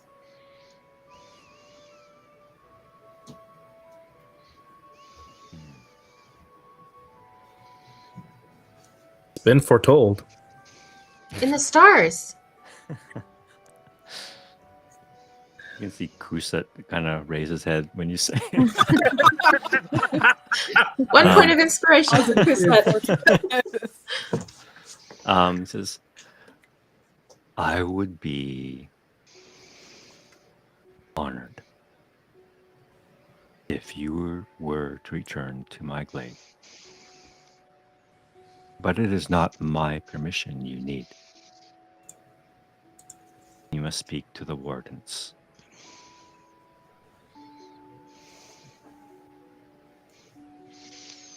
I ruminated upon this last night and realized that perhaps the wardens are not the best ones to bring news of war to. I suggest you go to the crown and speak with the council directly.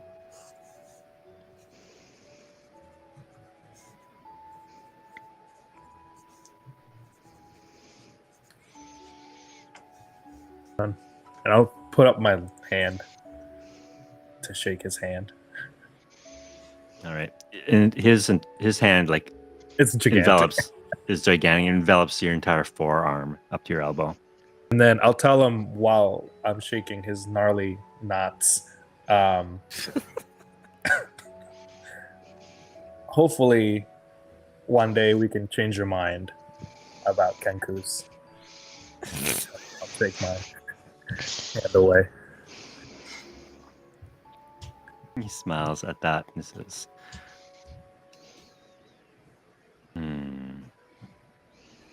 You intrigue me. I'm curious to know what your part in this story is. Me too, Soggy Branch. Me too. He's doing so well. Are you sure you are a Kenku? I thought Kenku had incredible recall, but perhaps I'm mistaken. Freeleaf, please, if you might, escort my guests back safely to the Jowa retreat. And you can see Freeleaf coming forward, all the kids kind of hanging off him still. The two Vulpin brothers are wrestling with the Mapak to get the best seat on his shoulder. But as you leave this glade, you can see Witheroot standing there by himself, just watching you leave. And as you leave, the life that you had seen when you played your instruments the previous night, although it had faded after you'd put your instruments away, this kind of flashes for a brief moment before his glade disappears behind a wall of mist.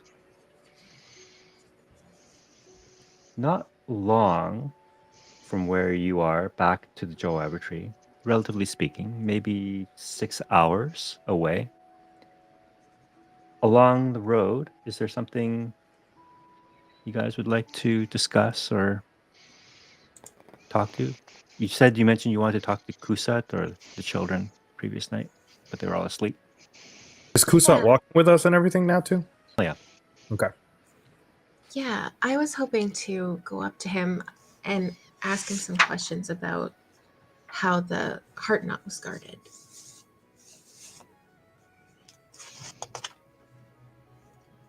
So yeah, I'm gonna walk up to him and say hello and see if he'll talk to me. Oh, he'll talk to you. He's still quite polite and yes. May I help you? Well, I've learned a little bit about the wardens and that you guarded the heart knot at the Jowa tree. That's right. Well, my duties as a night warden did involve some guard duty of sacred artifacts, general guard duties for very important wardens within the hole in the bowl, and as their personal security retinue as they traveled throughout the Dreamwood. Okay. So, like, would you know then? Like, are there times when the hole in the bowl was never, like, not being supervised or not being watched? It was just alone? Like, could anyone go in there, sneak in, or? Unheard of. This is the most sacred place in the entire Dreamwood. Of course, it would be guarded all of the time under the watchful eyes of the night wardens. Do the wardens keep, like, a record of who's on what shifts and who would be watching different areas and stuff? If nothing else, the wardens are. He's trying to think of the word fastidious. Fastidious? Fastidious, yes. Fastidious in their way of record keeping. They keep records on everything. Well, that's good. I like that. That's very helpful. That's a good way to be, I think, honestly. Yep. Okay, good. Well, that means then, do you know if they did like an investigation or something when the Spiritsong stopped? Like, Of when course they did. noticed? Yeah. So, was someone found to be like involved? Like, You are not insinuating or fell for that nonsense trying that to that say- tree was talking about last night. no, all I'm asking is, like, if the people who were on guard duty at the time that the Spiritsong ended, and that, like, presumably you'd all, like, the Spiritsong, when it stopped suddenly, you'd all go rushing towards to see what happened. You know, did they see anything? What happened? Like, if there's people around the area, we know exactly when it was damaged. It should make it easier for you guys to figure out what happened, right? You can see he pauses for a moment. Go ahead and make an insight check for me, please. Okay.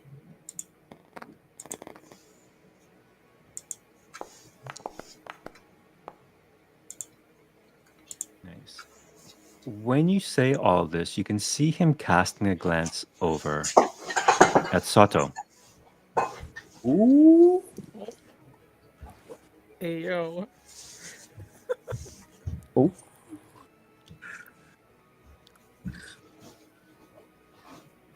He says, "You broach a delicate subject. Perhaps it is your friend you must speak to." Perhaps. Okay, well, I'm coming back here after. I'm gonna go over to Soto. Hello. Hi! How's it That's not going? exactly what he said. That was me. Anyway, Oh. I'm just matching energy. he'll just say, yes, Harlow, was it? Yeah, that's me. I'm Harlow. Hi. Hi! Hello. What is it you need from me?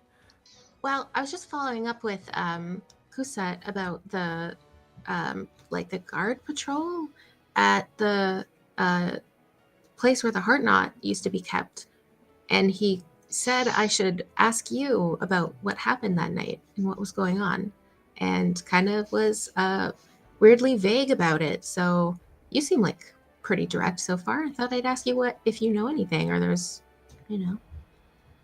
The warden said to ask me. Well, he said perhaps I should ask you, but I feel like normally people say that when they mean go ask them. But I might have read that wrong. perhaps is correct in this case. I have no idea what he's speaking of. Are we overhearing this? Like, are we all walking Are together? you guys trying to I be don't think discreet he's about whispering. it? Yeah, I don't think he's I'm whispering. not really trying to be discreet. I'm just bouncing back and forth. I was And just going to be so you know- like, Yeah, Kusat doesn't know how to be discreet. I think I'm going to like be like, Kusat! Suna doesn't know what you're talking about. Warden, would you like to explain what Harlow is referring to right now? He falls back in line with you and says, that would be ex-Night Warden. Oh, right. And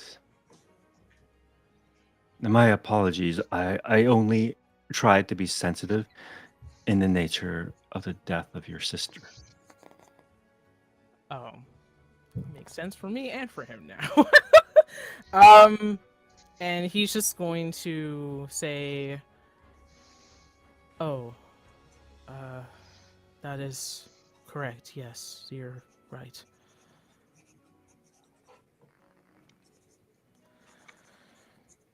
And he'll say to Harlow, what the ex-warden here is insinuating is that I had a relative amongst the wardens.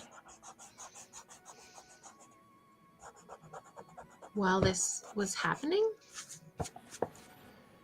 Yes, she was slain the night the heart knot was stolen. Oh, wow. I did not know the manner of her passing until now.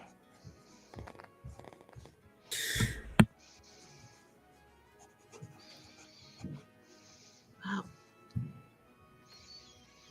Were you close with your sister? Did she... I don't know. Yes, in our own way, we were. But that is in the past now, I suppose. In the pretty recent past.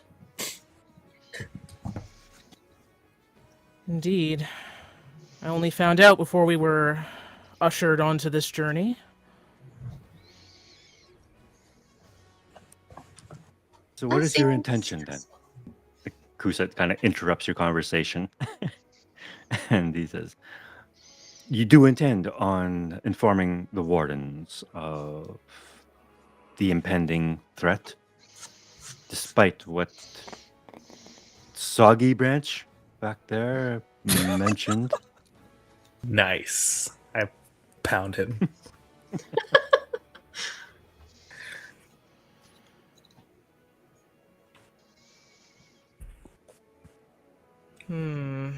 I guess we need to talk about it. Indeed, I'm not certain. Who's to say that since you are now an ex-warden, we could go on our merry way? Wait, did you demote yourself? Are you talking to Kusat? Yeah. Kusat says, I have failed my order. I have failed my mission. I have failed the very reason for my existence. I had no choice. Are you allowed to demote yourself? Is that something you can legally do? Or is only the Crown and Council allowed to do that? He pauses for a moment. Oh.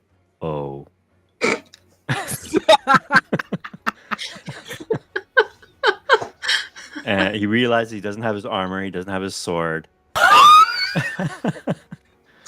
This man's got nothing. And he looks back the way you guys came from.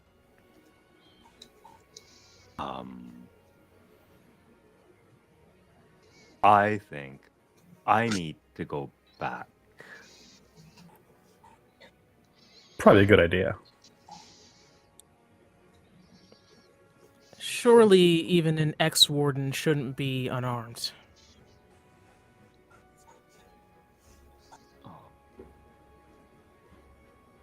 You can see him being getting very uncomfortable now. It's just, trying to debate whether or not he should keep going with you or turn around, and he just turns around and starts running back to I'm gonna.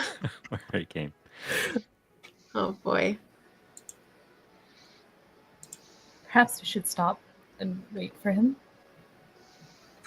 Yeah, You how guys- far back was the? You're about halfway along this journey now, so if you want to stop and wait for him, it'll be like over 6 hours. Oh. Oh my goodness. Well, okay, I'm gonna yell after him and be like, at least take a dagger or something. Don't just go running by yourself with no weapons. I have a dagger I can like hand him if he's listening. No, he's like, Okay. no, I'll be fine. Night Warden can only wield those weapons blessed by the wardens themselves. And you can see his little form shrinking off into the distance.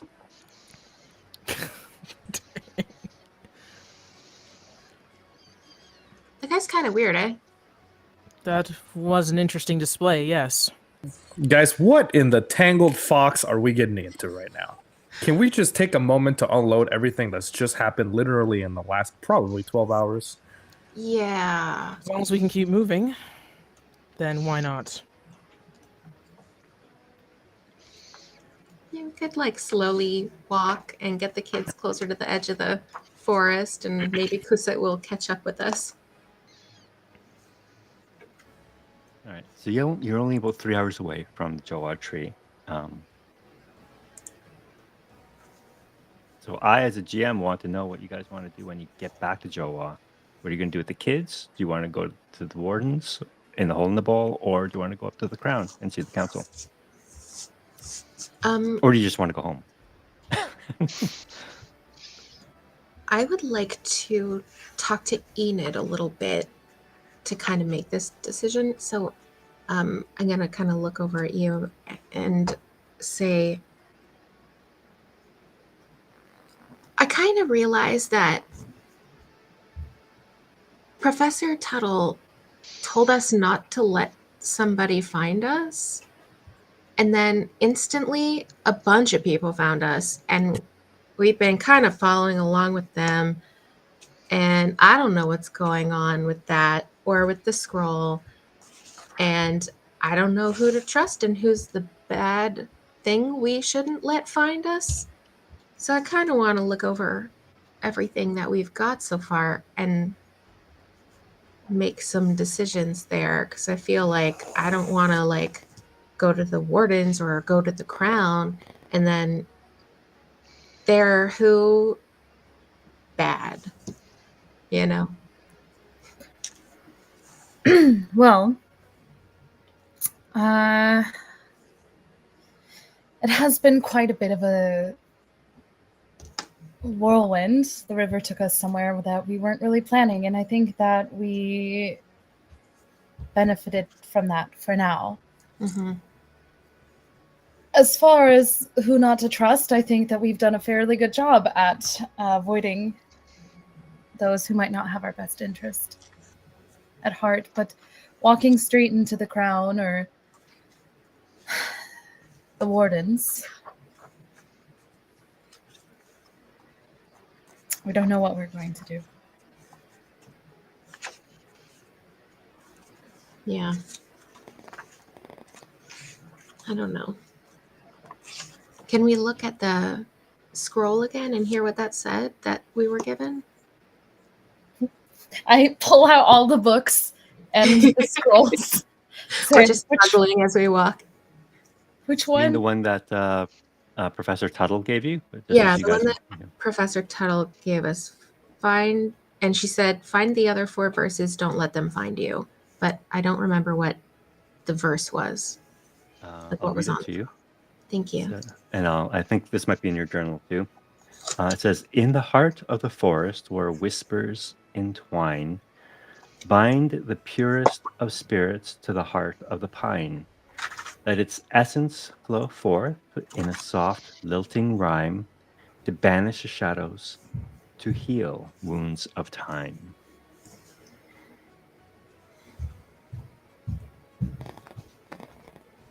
Well, that's very thematic. Heal wounds of time. Thematic enough to give us direction. Well, I don't know. Heal wounds of time feels a little bit to me like it's not just about finding a new path forward, but making right the damage that has been done before, which is more complicated than just finding an answer. I don't know.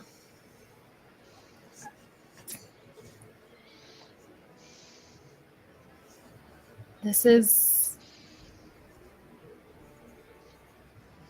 just yesterday. My biggest fear was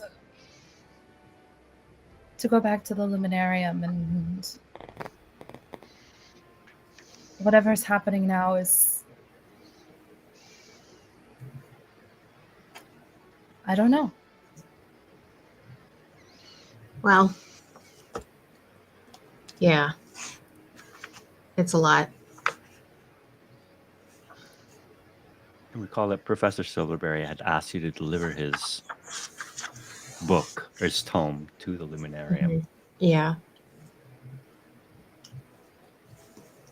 Did you kind of said you had a bit of a reaction when he asked us to deliver the tome to the archivist? Do you think Silverberry knows the archivist, or is there a reason why we would need to go see them specifically? The archivist is not someone you would like to meet. Whether or not in my experience, Silverberry was someone that I worked with separately. Did he know you don't like the archivist, or do you think that was coincidental? Don't like.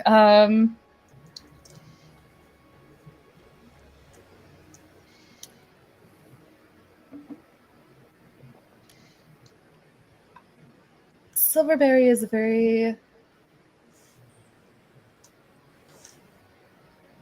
as most wizards, probably spent most of his time in his own research and may have not known. Okay. Yeah, I guess we'll have to figure it out as we go then. Maybe the others know something about verses or something. We could ask Kokoro. He knows art stuff. Yes, he was a very good teacher. How does mail work? As mail. There is mail service, post office type thing. It's more like it's not very reliable. And Carrier pigeons? Please tell me it's carrier pigeons. it depends. It would really depend. That is one form, airmail. Funny. But yeah, it's kind of ad hoc. Like you would go to a post office kind of thing, say I would like this delivered, and then the next time one of these messengers that would travel from place to place, carrier pigeon, if that is the case, is available, they would send it. So it's who knows when it would actually leave or get delivered. How far are we from Datura? Quite far. Okay. Harlow, darling, I believe that there's one person in this world that I can trust. And contacting them might not be the easiest, but if we have the time, I think that is our best bet. Okay. Yeah. Do you know how we could contact them, or we'll have to get back to the Evertree first? There's mail, carrier pigeons, Okay. Yeah. I guess we will figure that out when we get back then. I have no idea how he'll know where to send me stuff back, but it's okay. Send things to the vat, I guess. Okay. All right. That is the center of the tangle. Hey, I don't know if you guys remember, but they said there was a war coming. Yeah. That seems bad, right? Yep.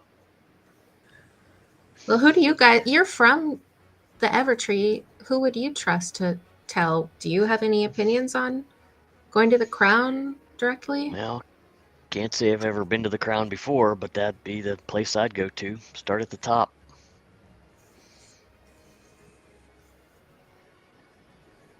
That seems fair. Are they like in charge of the wardens? Like, wouldn't they just tell the wardens if they should be involved anyway? I don't know. I don't know if we can trust the wardens.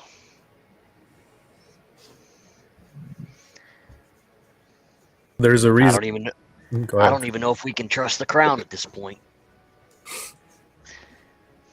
Kusut wasn't buying what Witheroot was saying, but I think I did. Kusats also hasn't been around for 1,000 years. Yep.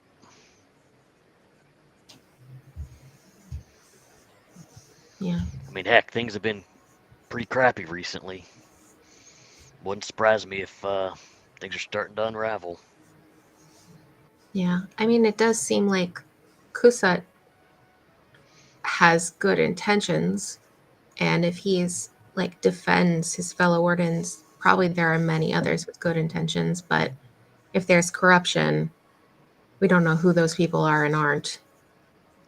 Or they just might have their heads buried in the sand. Yeah. Kusat's also a little gullible and might just believe what people tell him straight up.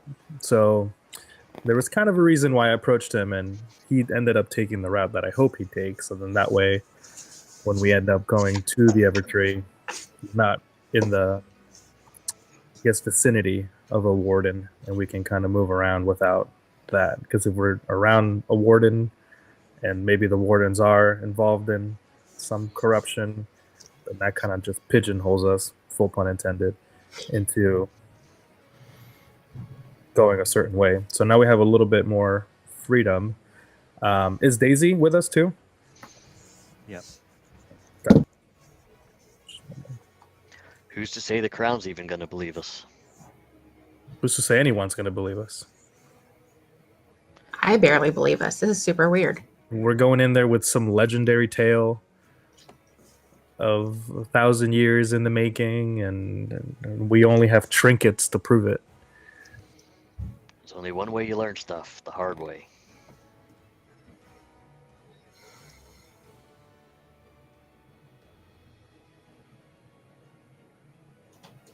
I guess that's true when everything's hard.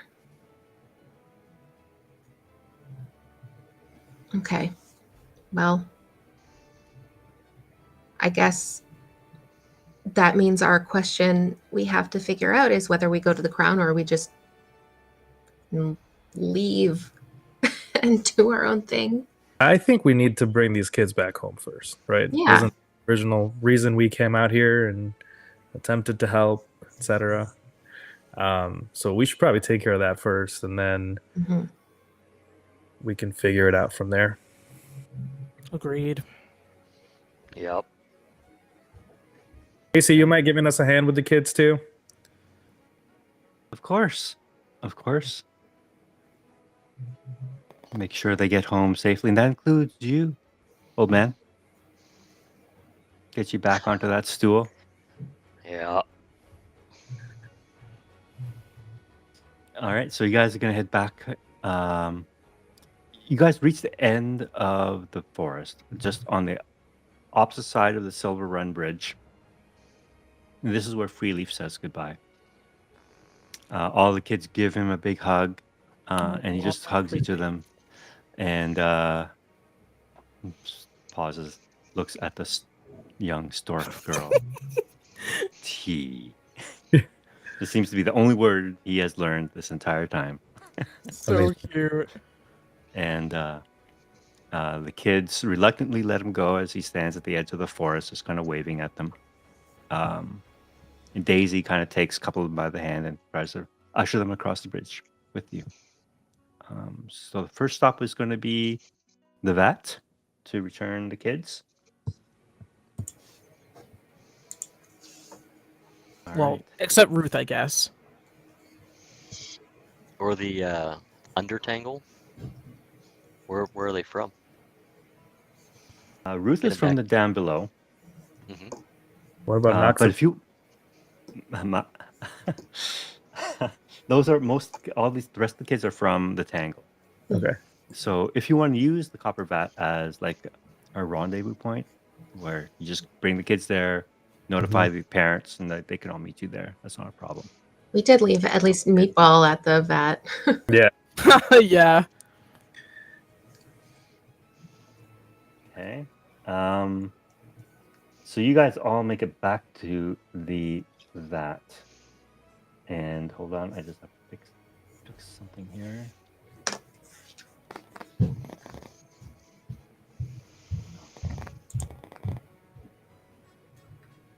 Right. Should have gotten this ready beforehand.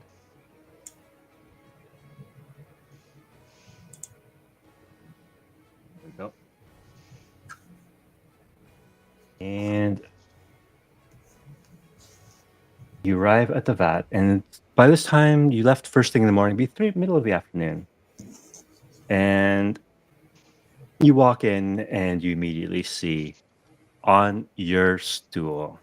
Bro, stop. Meatball is Oh. so good. What? That's new art. That's great. I love him. That is Meatball. Yes. He is in Seriously. charge. Yeah. He is large and in charge. Large and in charge. He's so cute. And Winnie sees you all come in and says, "Oh, Bog!" And she rushes out from behind the bar and comes and gives you a hug. Hey, darling. We made it back. Meatball. I told you we would. I never doubted you for a moment. And you can see tears coming streaming down her face. Meatball sees his kid, immediately runs up to him, picks him up, and what was the kid's name again? Theo? Theo, thank you. Yeah. Shithead. Indeed. Theo immediately turns around and tells his father how mean the other kids were to him. Yo, mommy, dad. That's funny. It is a very heartfelt reunion. Meatball thanks you profusely, escorts you back to your stool, old Bog. He says, "I kept it warm for you." He dusts it off a little bit. You did good, big fella. The word spreads throughout the Tangle that the children have returned. The parents rush in. If you would like, Soto, you could even send word to the down below and have your... Yeah, and instead of having to bring Ruth down, you can have... Yeah. Come up. Yeah. Okay. Okay. So it is a hearty reunion in the vat with all of you there with the children. Winnie is beside herself. It's free mulled wine for everyone. The children, of course, just get plain apple juice. Slip some But- mulled wine to Knox. Whoa. Just a little bit. Put some hair in your chest. But Obog, this is probably the busiest you've seen this place in a long time. With the 5 children, their parents, extended family and friends, this place is hopping. It swells his heart to see the Yep. vat come alive again. And Winnie's giving out her mulled wine for free to celebrate. But yeah, notice that you'd left Professor Silverberry here, but he's not here anymore. I was just gonna ask. Yeah. Oh, Winnie said she'd keep an eye. yeah. Well, I mean, I have a tavern to run. I kept an eye on him as long as he stayed here, but he said he had some business to take care of, so I'm not his mother. He's a grown man. He can do what he wants. Did he say where he was going? No. And frankly, it's none of my business. I was more worried at first just because I didn't even know we were in Joa when we arrived here, and Silverberry seemed confused, but he meant to come to Joa. We just kind of showed up in the wrong part of it, so he's probably okay. Maybe he went to the Luminarium. What's the Luminarium? I'm not entirely sure at this point. Library thing? Sounds fancy. Yeah. I Cricket. have no idea what you're talking about. And that's when he Hmm. says that she bustles off to serve some more drinks. Can I catch her before she goes? Yeah, yep. Winnie, as this seems to be sort of a central area, would you be willing to hold on to a package if it were to be sent here? So it looks around. Yeah, I'm not a post office, but True. I'm just not quite sure where I will be at any given time, and this seems to be a place where it seems safe. she looks over at you, old bog. She a friend of yours? Old Bog nods. And fine, yes, of course. Anything. A friend of old bog's is a friend of mine. Much obliged, and I'll give her a gold piece. No, keep your coin, dear. No. It's That's think nonsense. of it as a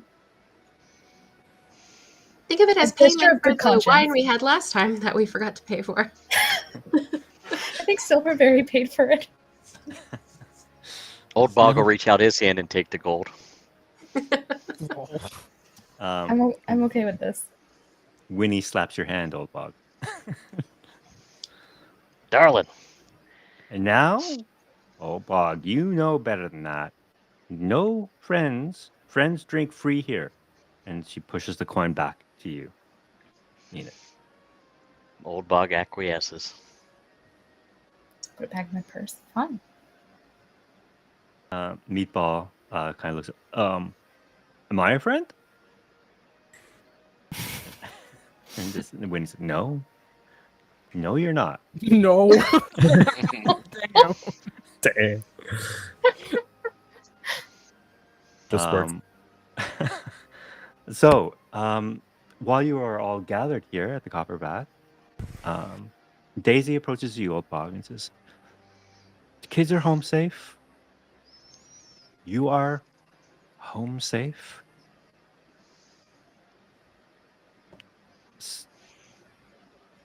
Your stool is here waiting for you. There's no need to worry yourself about anything else. You never have in the past. Why start now?" Well, darling, you grew up to be a fine young lady, so you keep living your life and let me live mine.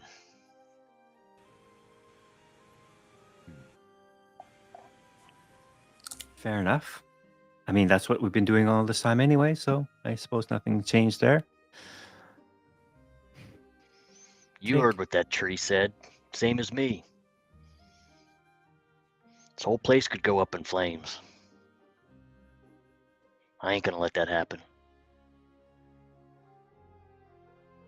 Can you make a persuasion check for me, please? I can try. Good luck. Oh, it's -1 too. Okay. Well, you Yep. know. Mid rolls today. Mid-roll. I know, right? Rolls. She says, "You know what, old man? I'll believe it when I see it." And she will walk out. Old Bog just strokes his chin, watches her go.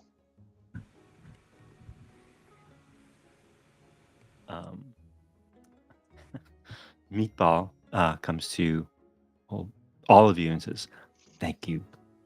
Thank you so much for returning my son to me. He means the world to me. I don't know what I would have done if any harm had come to him."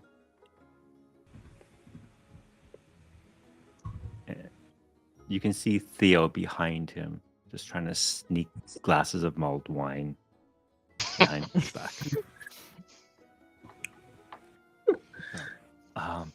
So, I'm just a simple tanner. Is there something I can give you? I can make you a nice pair of boots, maybe a nice jacket.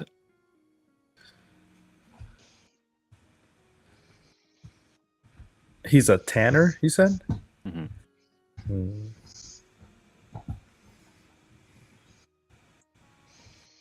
Matching jackets? For the band. For the band. For the band, yeah.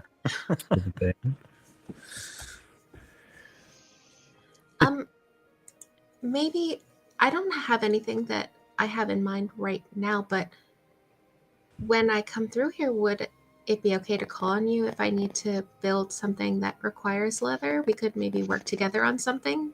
Of course, of course, Awesome, thank you. of course.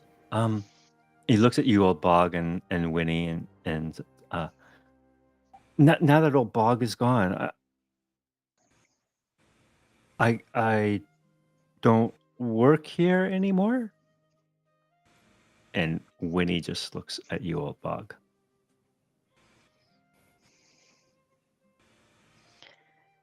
Hey, Win, I got something I need to tell you. I might need a little bit more. I might need a little bit more time off. She nods and says, "You take all the time you need, old Bog, and make things right with your girl." Thanks, darling. Chubby Raccoon, has he got the place covered?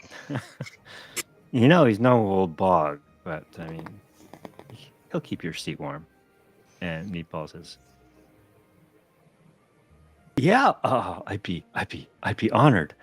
And he kind of clambers back up onto the stool. You can see it kind of creak under his weight a little bit. And he tells Theo to hop up onto his lap. Who's got a glass of mulled wine, sipping from it right in front of his father. All right. Well, keep up the good work there, fella. But hey, don't drink all the profits, will you? No, I can't afford it. Apparently, I'm not a friend, so I have to pay for them. So, all right. So, you guys spend a good portion of the afternoon here. There's festivities. People start bringing food in. You guys are famished since you have not eaten for like a full 24 hours now, at least. You can partake in the food that people have brought. And then, where would you like to go?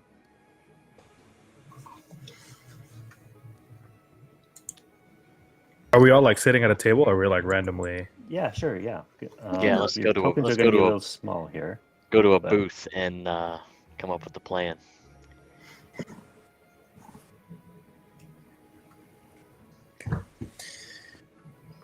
We might have to wait for Kus to get back before we can get an entrance to catch the elevator to the top of the tree.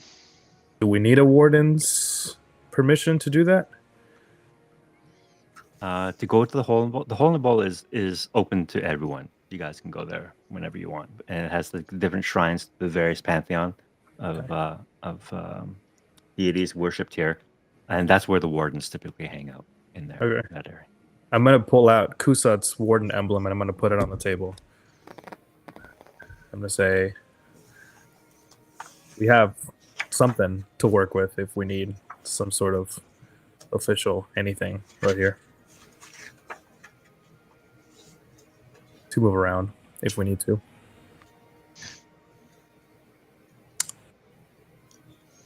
That might get us through the door if we go see the wardens first. Kusot also knew of me and my sister, so there's always that to fall back on as well. Truthfully, I wanted to go home, but I have some personal questions to ask of the wardens, if nothing else. I think Just we think should it- stick around.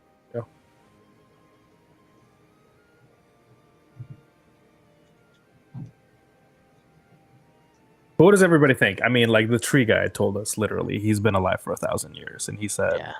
there's like no other route. He said not to trust the wardens. I think if we go to the wardens first, they're not going to let us take the message we need to tell to the top of the tree. Or it Yeah. might be distorted.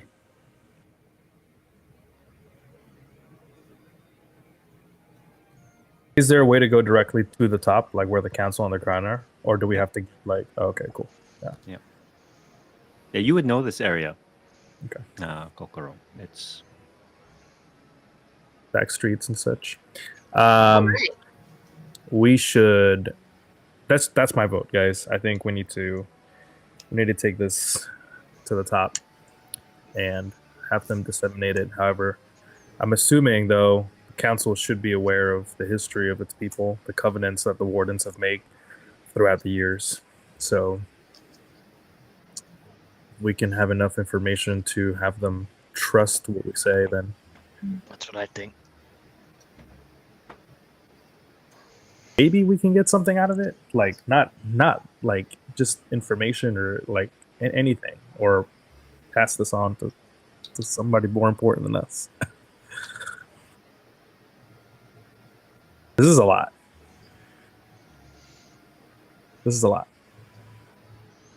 Yeah. Aside from the nice reunion at the vat, what else is the tangle looking like as we walk through town to get to the vat? Are things still looking depressing? for the most part, yeah. A lot of stores seem to be boarded up. A lot more people in dire straits. It seems as though, with the lack of business, people are having a tough time of things right now.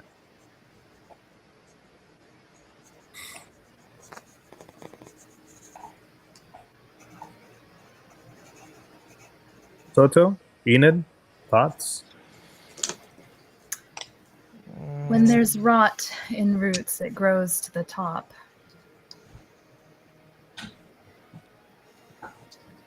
Yep. My fear is that no matter who we talk to,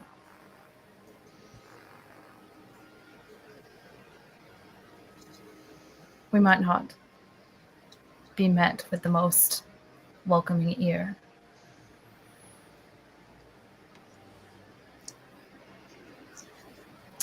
So then whose responsibility? Because I'm just Enid.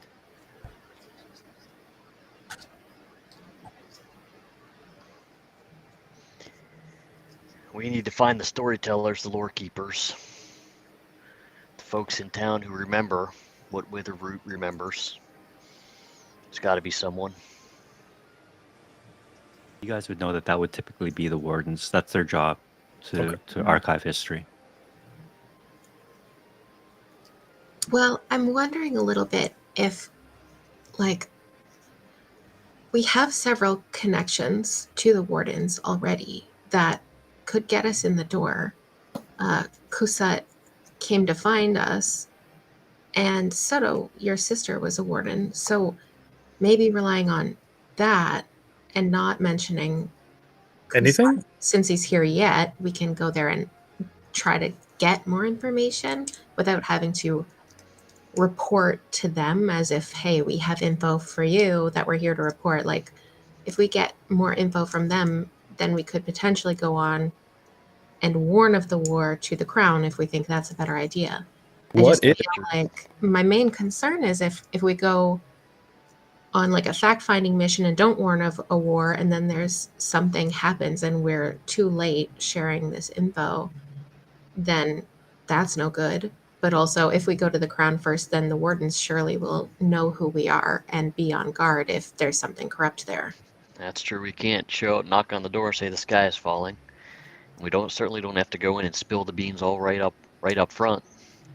So, Okay, I have an idea. What if we go to the wardens, and originally Kusat came in, foretold by the stars, blah blah blah, wanted to find us, get us together to go back, and then we got kind of sidetracked a little bit, right, with the kids, because we weren't foretold by the stars to go save these kids.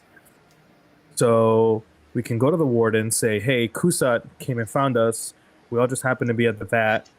He got sidetracked because there was kids missing down at the Tangle, so he went off to try to find these kids. He sent us here to meet with you guys and said that you guys would introduce us to the crown to see what exactly was foretold, because technically we don't even know that. We That could, is true. yeah, we could go to the wardens and tell something like that. Like, maybe we don't mention we are the ones who went into the forest, because I feel like maybe no. they'll do something bad to us. Well, no, we'll say Kusat went there to go, like, he found us, told us to go meet them, and then when he learned all what was going on with the kids missing, he's, as a knight, he's very brave. He has to go and do and take care of the thing. So he went to go take care of the thing, but sent us the other way. Right. Okay. So yeah, maybe we were just like escorting the children back, and Kusat was finishing the quest or something like that, and so that's why we're separated. But it gives us a reason to be following up with them, especially since Soto has a connection, and now we're all curious about what's going on. I mean, do the wardens? I don't even think the wardens knew that there were kids missing in the Tangle. I mean, the Joa tree is so big, Mhm. like it. I think we can just literally go up there and say, "Hey, Kusat came, found us, told us to come meet with you guys."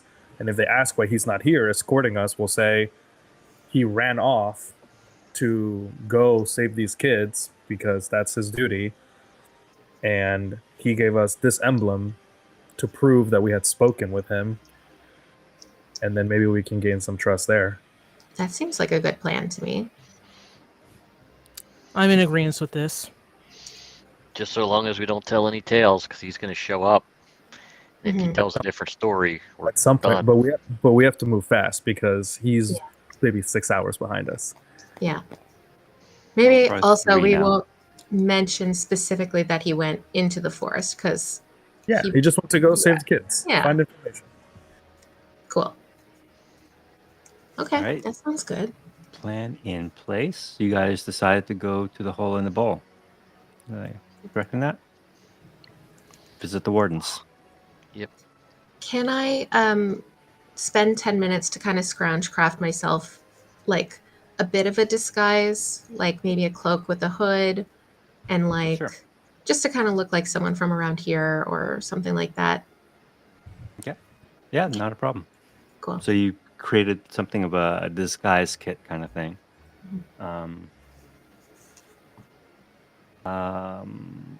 You don't have proficiency with disguise kit, I don't think, or do you? And no, Tinker's tools. Tinker's tools, okay. So I will have you make either like intelligence or charisma check to see how good your disguise is. Okay.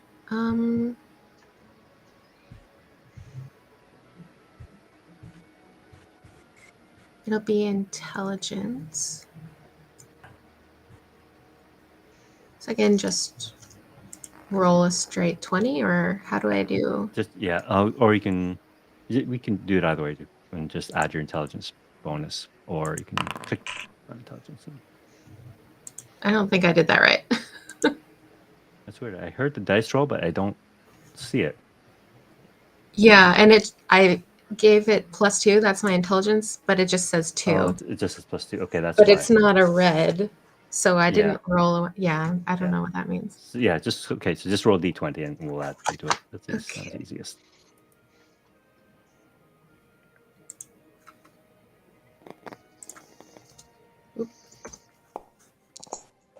Nat 20. Nice. First one. Nice. Okay. All right, so you are disguised so well that your friends don't even know who you are. You look like a Tangle native. Hi guys, I'm friends with Harlow. Tangle Townie. This will only last for 1 hour, just to. Okay. All right, so you guys pry yourselves out from the seats and the congratulatory remarks from all your neighbors and newfound friends. thanking you for retrieving their children. Meatball tells you, old Bog, as you leave, just keeping the seat warm for you. Okay, big guy. And you make it your way out onto the street. It is now evening in the Tangle, but the elevators that run up and down the tree are still working. So you catch one up to the hole in the bowl, and this one is probably one of the most frequent ones, especially from the Tangle. To go higher to the Luminarium or to the Crown is only fewer people go up to those farther reaches of the canopy. You step off the elevator and into a large hollow in the side of the street. And inside this hollow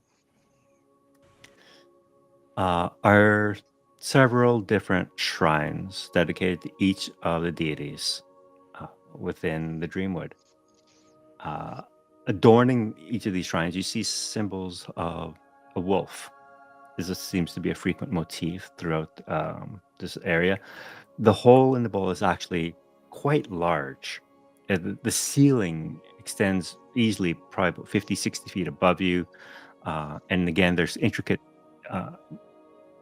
carvings in the wood above you. And all of this place is stunning. It's a beautiful, it's a work, living, breathing work of art. This place. You see worshippers kind of wandering around in here. It's a very serene, peaceful environment. And amongst them, you see the white-robed wardens and night wardens wielding their great swords, watching over the people who pass in and out. One of the wardens approaches you as you step off the elevator, gives you a slight bow. Yes. Is this your first time visiting the hole in the ball? Have we been here before out of character? You tell me. Would any of you think you might have been here before? Maybe once or twice. I want to say at least once. Yeah, Enid's probably been here. Yeah. I've probably been here once, Old Bog hasn't. not like repeatedly. Definitely not me. Is there a particular shrine I can guide you to?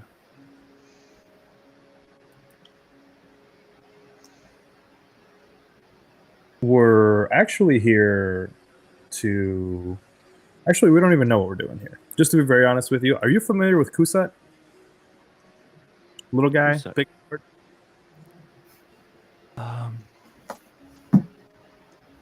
I believe he is one of the night wardens. Yeah, I think so. I believe that's how he introduced himself. He sent us up here to meet with the rest of the night wardens. Oh, I see. Wait one moment, please. I'll get the captain. And he kind of scampers away a little bit and returns just a few moments later with this very regal-looking Vulcan woman wearing full plate mail, a white long cloak billowing behind her as she approaches you and says, "Yes, you mentioned Kusa. Are you familiar with him? He is one of my guards." Nice to meet you. I'm Kokoro, and this is Old Bog, and this is Soto, and this is Enid, and this is Harlow, and Kusat came to find us and told us to meet some of you guys up here. So we're here. I see. Please follow me. And she escorts you into a room slightly off to one side of this shrine area. And unlike the other areas of this shrine, this is has a much more military feel to it. but you see an armory kind of at the back of it, and night wardens kind of entering and leaving. The armory is basically these great swords, the same ones that Kusat wielded, various sizes and shapes to accommodate the different night wardens. And says, please take a seat. I am Captain Varla of the Night Wardens. Kusat, you said, sent you here. He did. He did. Yeah. He came. Collected. And may I ask where he is now? He actually went off to. He collected us in the Tangle at this place called the Copper Vat. I don't know if you are familiar with that. Oh. You're the chosen ones. Foretold by the stars? Indeed. Well, I was he told. was trying to collect some people, but I mean, he was also, there was a lot going on. There was some missing children, and it seemed like there were people there also trying to find their kids at the same time. So he agreed to help with that as well. So that's why some of us went along to sort of, find their kids. I don't know if everyone is chosen or not. Interesting. And is that where Knight Kusat is now still searching for these children? He told us to come meet you here and to let him take care of it. He did give us this, and I'm going to give her, or show her, not give her, I'm going to show her his emblem. Okay. And I'm going to tell her, he told us to show you this, so, because obviously, the chosen ones, foretold by the stars, if you were to talk about this with anybody, it would seem pretty far-fetched, but he said that you guys would know, and you guys would recognize and trust this. Foretold by yes, that does sound like Kusat.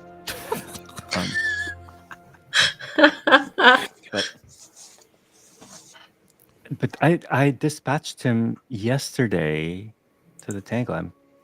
Okay, that makes sense now. If he's out searching for missing children, that does sound like Kusat again. Well, I am certainly happy that at least you found your way here. Well, I am woefully unprepared. I was expecting to see you yesterday. When you did not arrive yesterday, I thought that he had failed in his mission. To be honest, we were a little taken aback. I mean, imagine being in our shoes. We were just living our lives, and all of a sudden this very honorable and knightly warden shows up and starts telling us all of this. It was a little hard to believe at first. It was difficult enough to make the decision to come up here. Can you make a deception check for me, please? And you'll have advantage because you're all in on this lie. Yeah. So, Okay, let's see here. come on, Caesar. No mid-roll. Don't put that juju on me, Ricky. Nat 20. 5. Deception. Okay. Okay. That's Okay. bad. Take it. There you go. 20. 30 30 20. 20 will work. She pauses for a moment, thinks about this.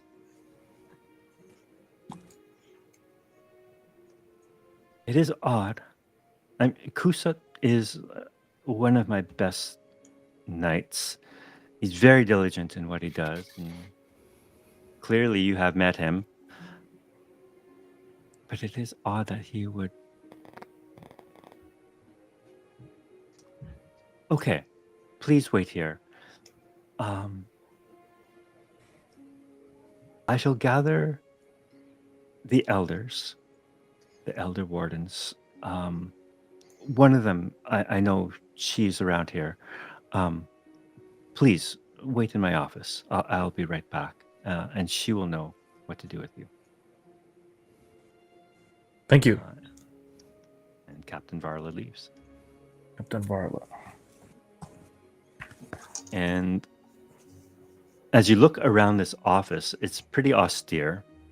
It's kind of everything seems to be carved out of the tree itself. The desk itself that she was sitting behind isn't a desk you can lift up and move around. It is part of the tree, carved out of the tree. As are most of the furnishings in this room. Is there anything you would like to say or do before she returns? Okay, so she's bringing elders. I don't even know what that means, Soto. Would Soto know like warden terminology? Yeah, I'll give you a religion. Give a religion check for me, please, with advantage. Okay.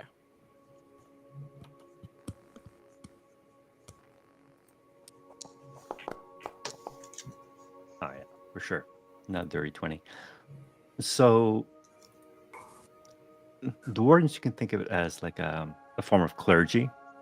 So you have your normal like wardens that kind of take care of everyday stuff or whatnot, but then you have at their head a council of elders, similar to the council that rules the politically the Jowa tree. They have their own set of elders, 3 of them, that help for organize all the wardens and activities related to spirituality within the Jowa tree. Okay, so basically Soto will just say the elders are the governing body of the wardens, if you will. There are 3 of them, and they make all of the major decisions. Okay, so what do we tell them? I mean, we just wait for them to tell us things, but what do we say to try to get also in front of the crown as well? Because, Andrew, can we just by ourselves go see the crown and the council? Like, are they just like available for the public like that? So there is like a town hall in the crown area. The council itself, they only convene at certain times for meetings or whatnot. But the council members they have offices and visiting hours if you have petitions you would like to make to them. Okay. Yeah. So I guess you happen to know one of them very well, by the way. Me again? No. Never mind. Kokuro. Me? Yes. Oh, well.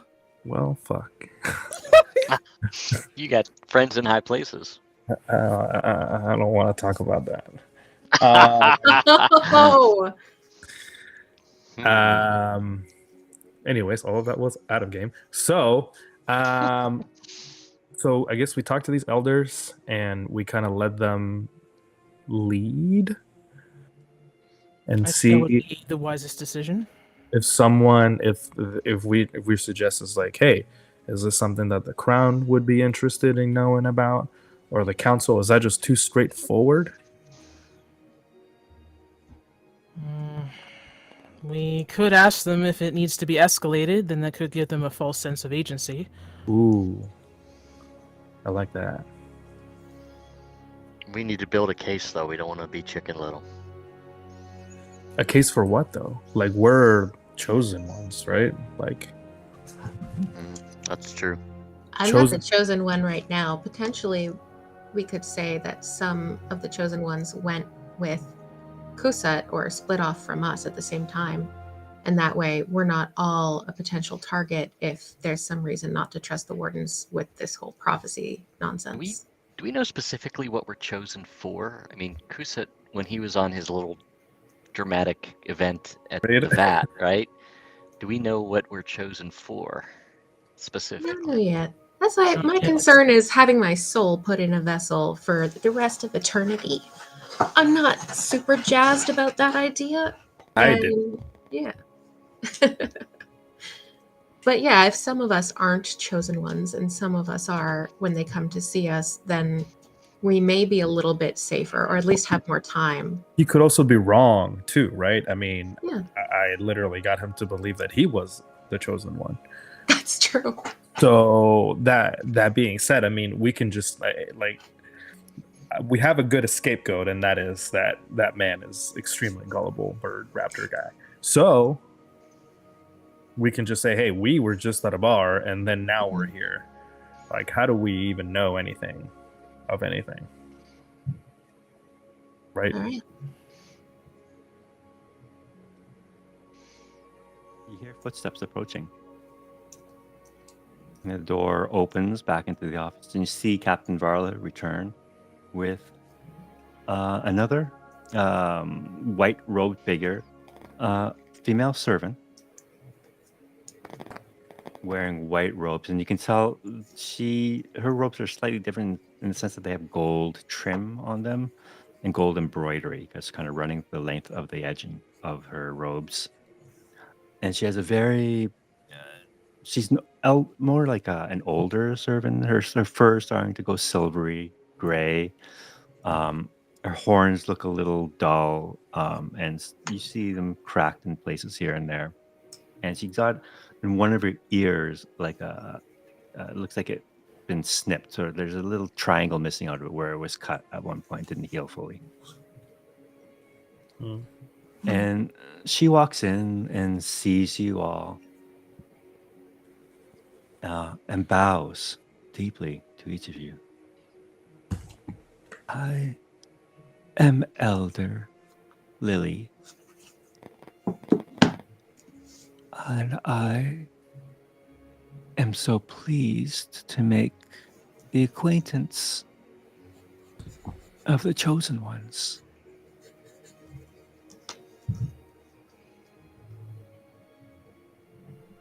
And she turns to Captain Varla and says, "May I have a moment with them in private?"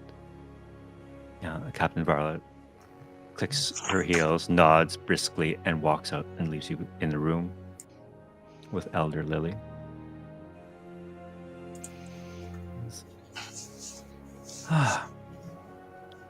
I suppose you have many questions for me. I am here to answer any you might have.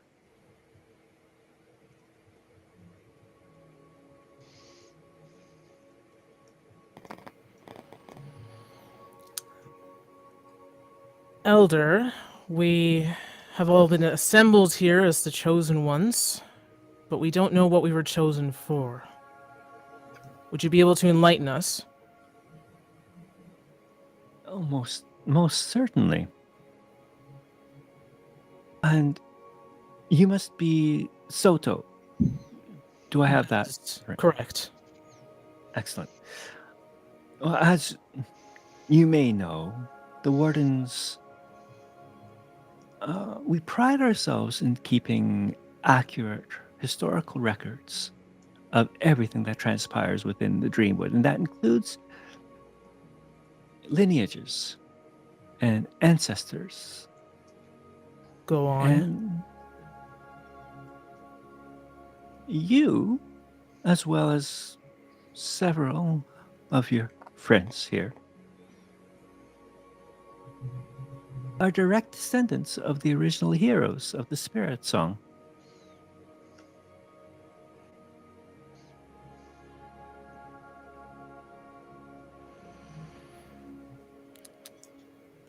So do not to seem. say... Oh, sorry. Go ahead. You're just going to say, you do not seem surprised at hearing this. I am not for myself, but I can't speak for the others.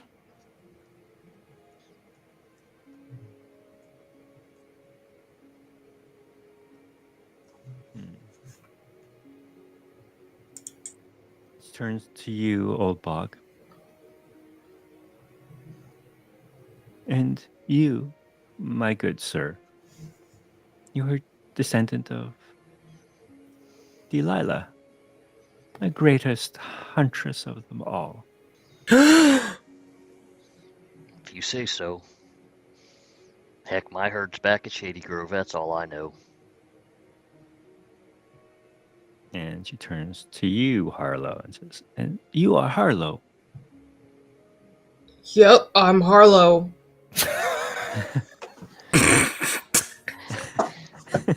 I laugh like I can't hold that back. I have a frog in my throat. Sorry. He says, "There's no need for disguises here. You are the chosen ones. You are safe within these sacred walls. Fine. Okay. How in a lineage, if you have documentation of our entire lineages all the way back 1,000 years, what makes this particular generation of descendants chosen for something? That's thousands of years of relatives that could have done anything related to whatever. Well, as you are all very well aware, the Spiritsong has gone silent. And we are in need of heroes once more to restore what was lost. Safety.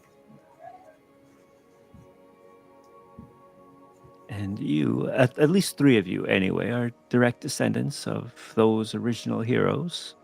You, Harlow, have descended from Pongo. Now, Pongo is not readily accessible to those who worship here, but all of the wolves you see adorning our sacred walls, those are an homage to Pongo.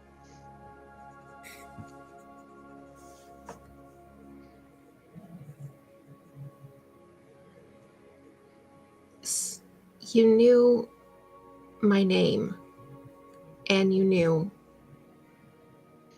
my family tree. I do. Are we able to see these documents that you have about us? If you so desire, yes. There are no secrets here. Well, not for the chosen, anyway. How is this information collected? Through scribes, and scholars, and I can tell you a lot of research and groundwork. Would my parents have known that they were descendants as well? Do they put my name in when I was born? No, many people, perhaps even yourselves, cannot trace your ancestry more than 2, 3, maybe if you're lucky, 4 generations back. We hold records that go back centuries. I would appreciate seeing those.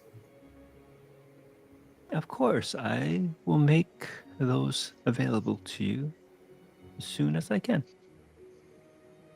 Thank you. Who else would have access to that information? Oh, the wardens, of course. Any scholars, academics? On the rare occasion where there is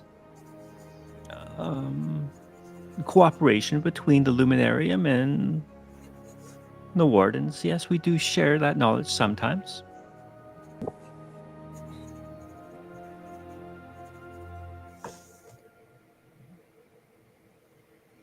Okay. During my lifetime?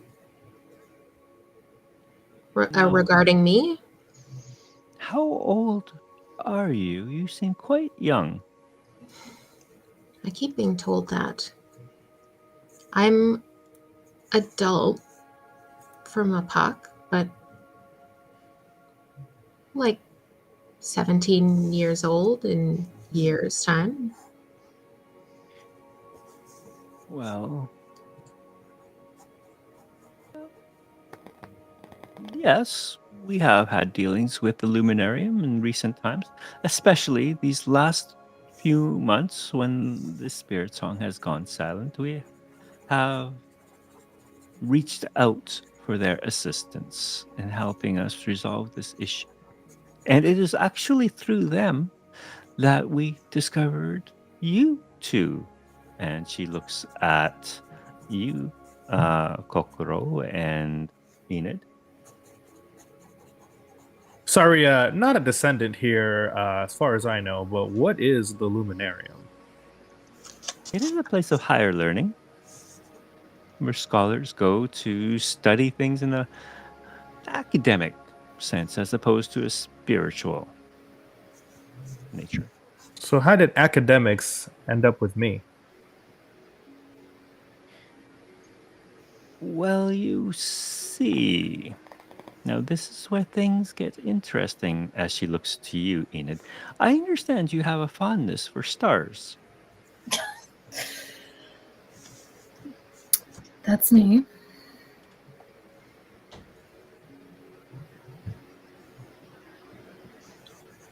You must have met Kusa. It's a shame that he is not here with us now, for he would love to tell you that it was foretold in the stars.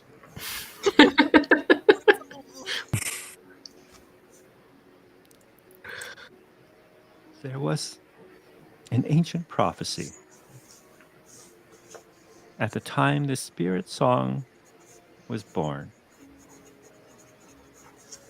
that upon the silencing of the same song, 1,000 years henceforth, 3 descendants of the original heroes would gather, in addition to an agent of redemption, as she looks at you, Kokoro.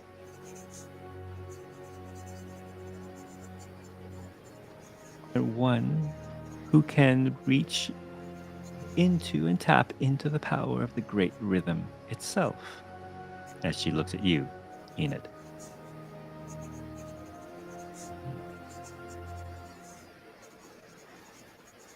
I have to apologize, but I still am struggling to ascertain what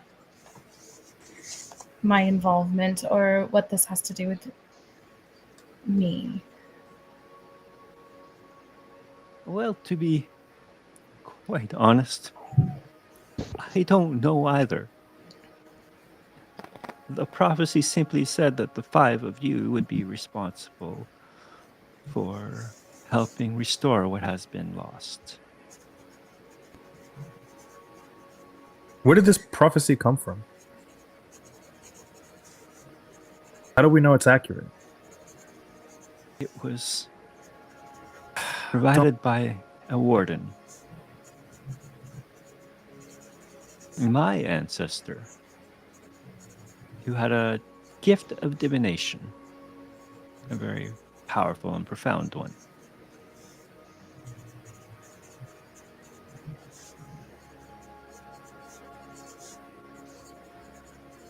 That the only thing that they divined? No, of course there were lesser divinations, I'm sure. Yeah. Many of which have been recorded, but nothing is more relevant to why you are here now than this.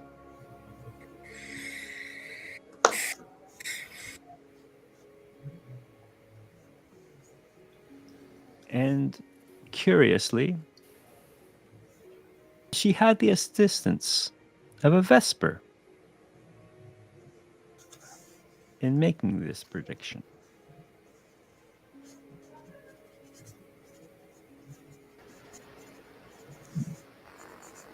Okay. Is this where you tell me that that is now my ancestor?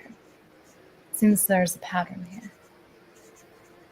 Unfortunately, Vespers lie or have historically lied outside the purview of the wardens.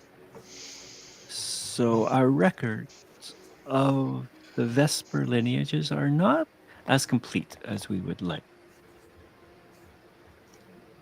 It's hard to keep track of all of this anyway. Oh, you don't need to tell me.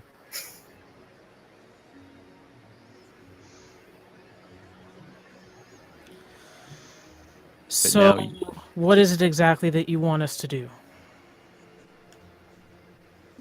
It's quite simple, really. Restore the Spiritsong. Yeah, simple. How do you propose we do that? Well, you're the chosen ones. You tell me. Cool. You sure you got the right guy here, Your Honor? I'm nothing special. I am certain of at least 4 out of 5 of you.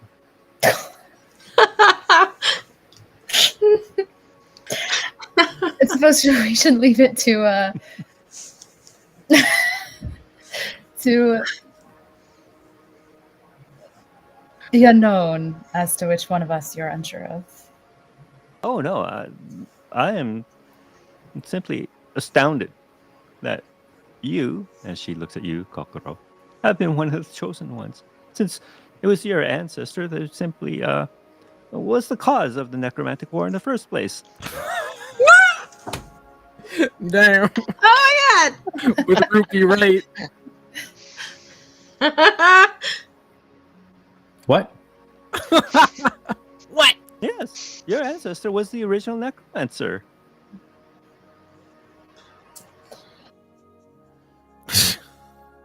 What?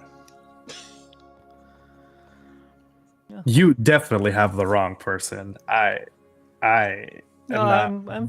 I'm pretty sure we do not. We keep quite accurate records of such things. Why would you? I have no. No.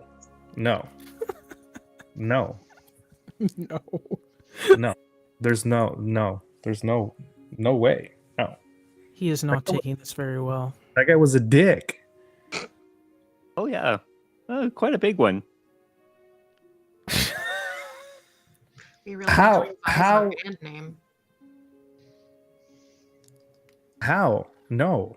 How am I descended of this guy? Like how is that even a thing? Oh, I can show you the records myself if you. When I recover those for your friend Harlow, I'll dig yours up too. No pun intended.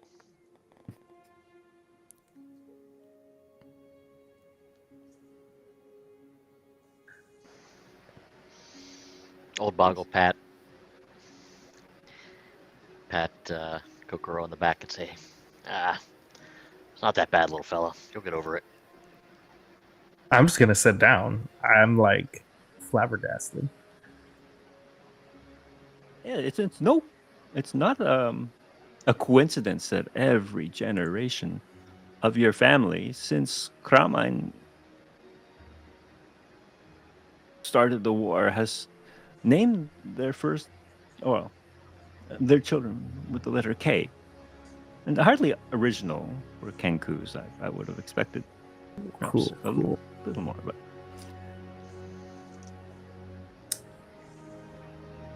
yes, I am curious. As I said, I am sure of at least 4 out of 5 of you.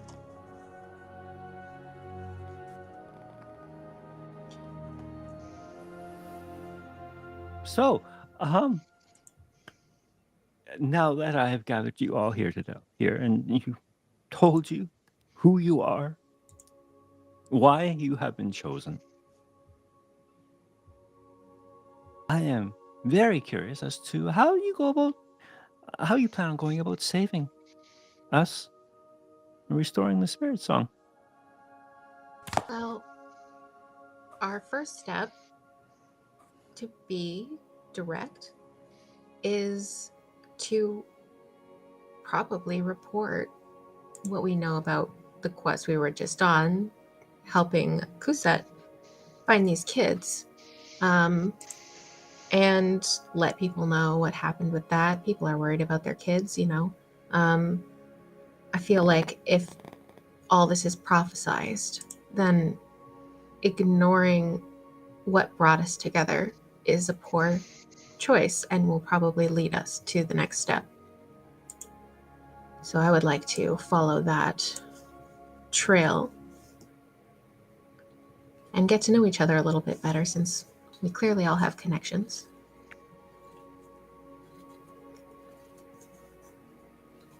I would also like to see those books about the lineage. Yeah, Of me too. course. Of course, they are in our deep archives, and we'll take a moment or some time to compile them for you. But yes, I That's should okay. have them ready within the next day or two. Well, then perhaps we shall depart and return tomorrow to review those, and we can speak with you again. If that is what the chosen ones wish to do, then by all means. It must have been foretold to be this way.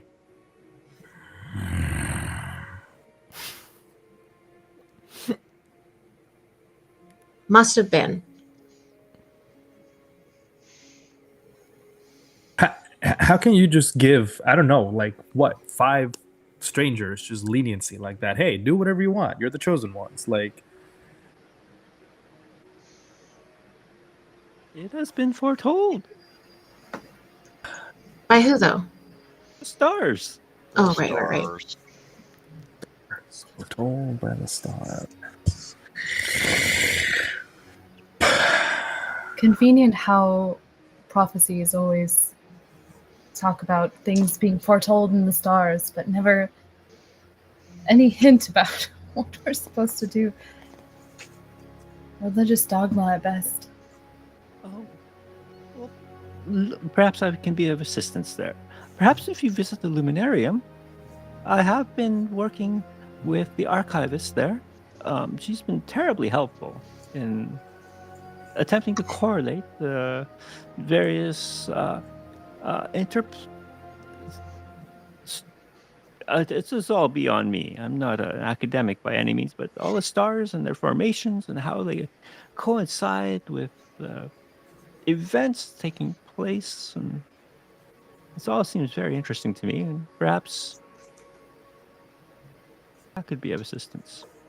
I think we're good. Okay, there's that too. Is it just you guys and the Luminarium, or is anybody else involved in any of this? Does anybody We are else trying know? to be discreet in this endeavor, as we do not wish to cause widespread panic amongst the general population. Who is we? The Crown, the Council, you guys? Oh no, the crown. The crown is on a need-to-know basis. Let's just say that. Insight check on that. And I'm going to use my... Oh! Let's go. Okay. Let's go. Spill the beans. How am I going to do this? You weren't anticipating that, were you?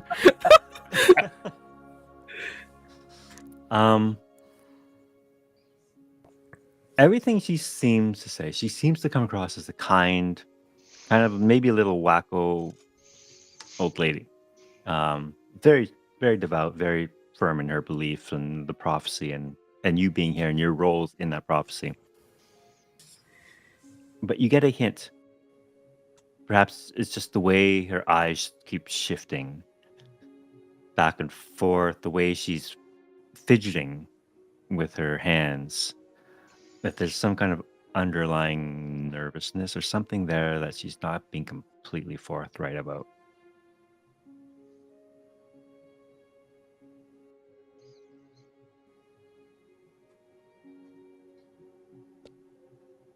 You seem a little nervous, Elder Lily. Oh, me? Oh, no, it must just be because I'm in the presence of such historical figures. Yes, that's it.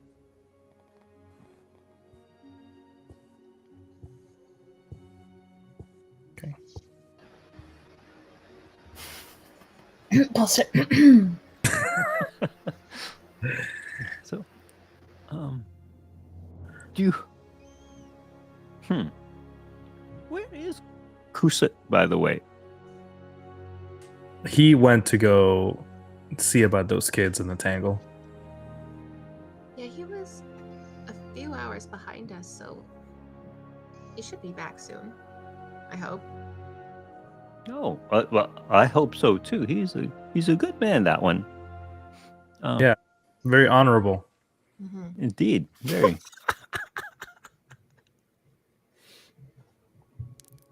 I could say that about 5 out of 6 people here. Oh, At least 5 out of 6, yeah. Well, I must attend to a ceremony now for some worshippers. I am at your disposal, and I shall have the lineages of your two families available within the next 1 or 2. Give me 2 days, because 1,000 years is a long time. There's a lot of paperwork to go through for that. So 2 days, I'll have it ready. Come back here. Perfect. Should we speak to Captain Varla or just ask to be directly taken to you? I'll either way, just direct any of them and tell them that you're here for me, Elder Lily, and the word will get to me. Thank you. Oh, one more thing, please.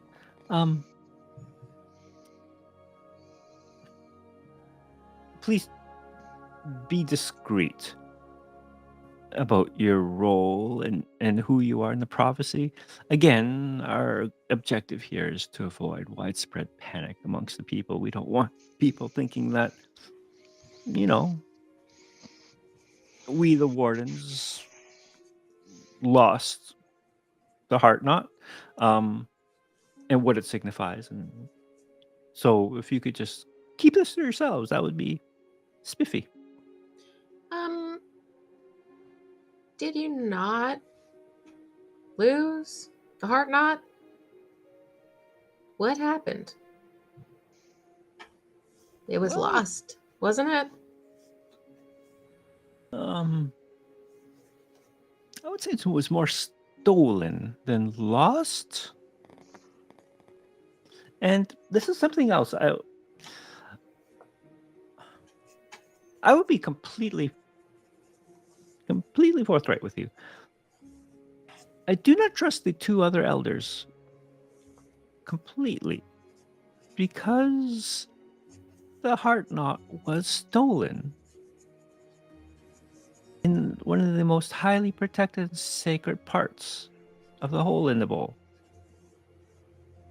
And it would have required one of the elders to release it from its protective wards.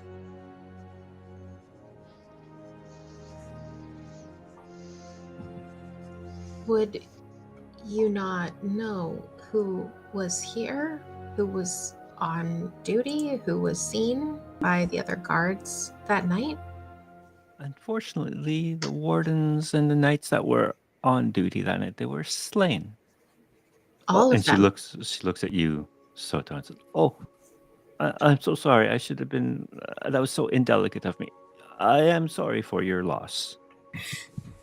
thank you. I was going to inquire about that anyway. Your sister, she was a hero, the kindest soul. That I know. She will be missed.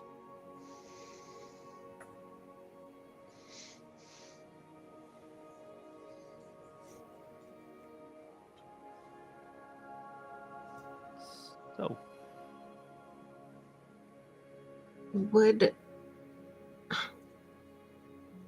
How come you're the only one that we're meeting with here?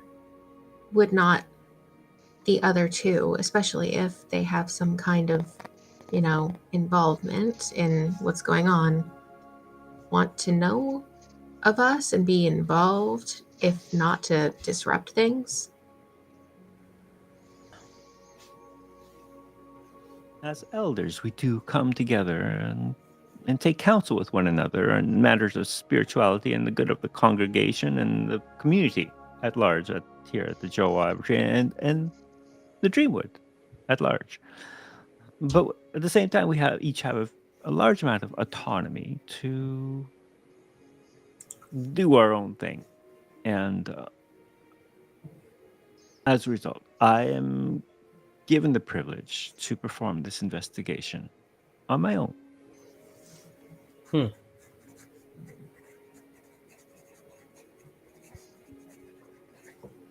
For it was I who reached out to the Luminarium for their assistance in helping me understand this prophecy, and to know that the 5 of you would be at that place at that exact moment in time.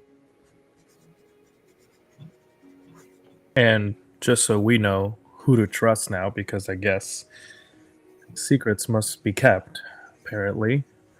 Who are your contacts in the Luminarium that we can trust? Because what if the other elders also have contacts there? Exactly. Very good point. The archivist. That's their name? We just show up and they're like, hey, where's the archivist? Is there only one? Her name is Kieran. Kieran Nightingale.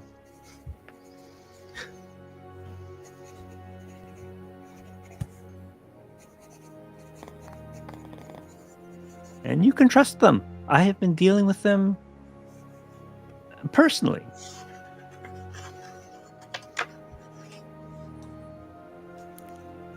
Presumably, you've been dealing personally with at least one elder who's betrayed. As you said, what makes you think Kieran's so safe?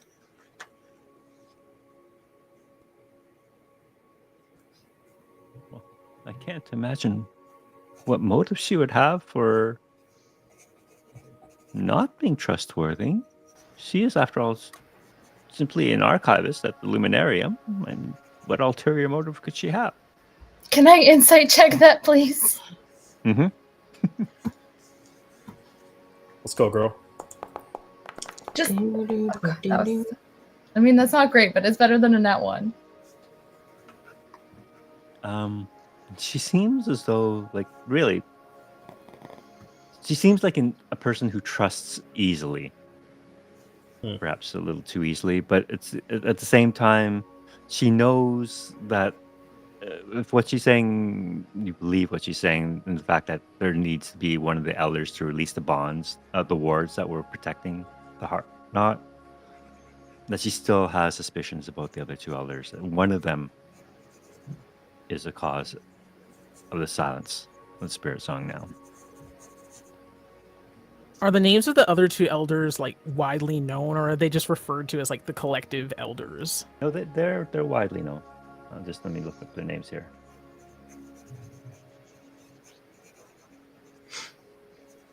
Okay, one of them is Padme. She is a Gerbine. And the other one is Miko, Miko. And he is a Strig Owl.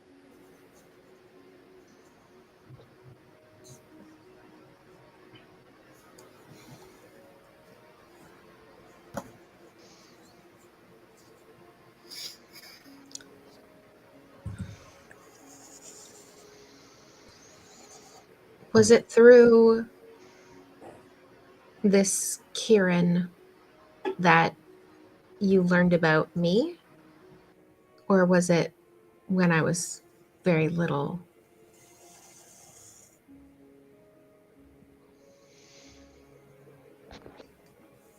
What I learned with the help of this archivist and her vast knowledge of the stars, she wrote a very impressive thesis, I understand.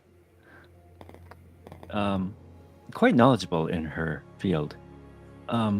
And with her assistance, I was able to decipher between the prophecies of my ancestors and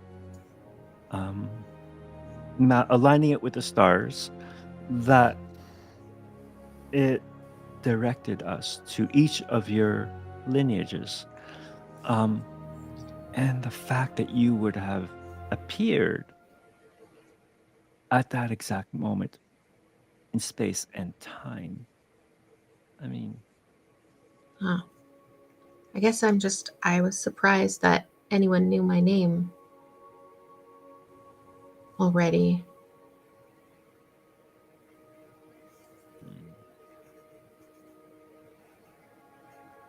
it is.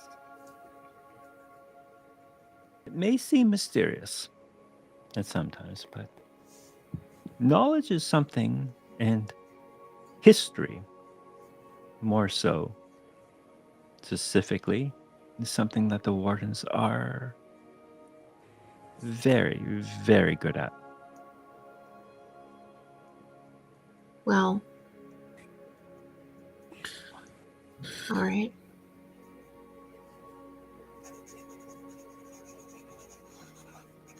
I'll be back in 2 days then. Very Yeah. good. Been very enlightening. Elder, one more question, if you will. Where may I pay my respects to the fallen? Yes, we have a special sanctuary set up for them here within the Holy Ball where the attack happened.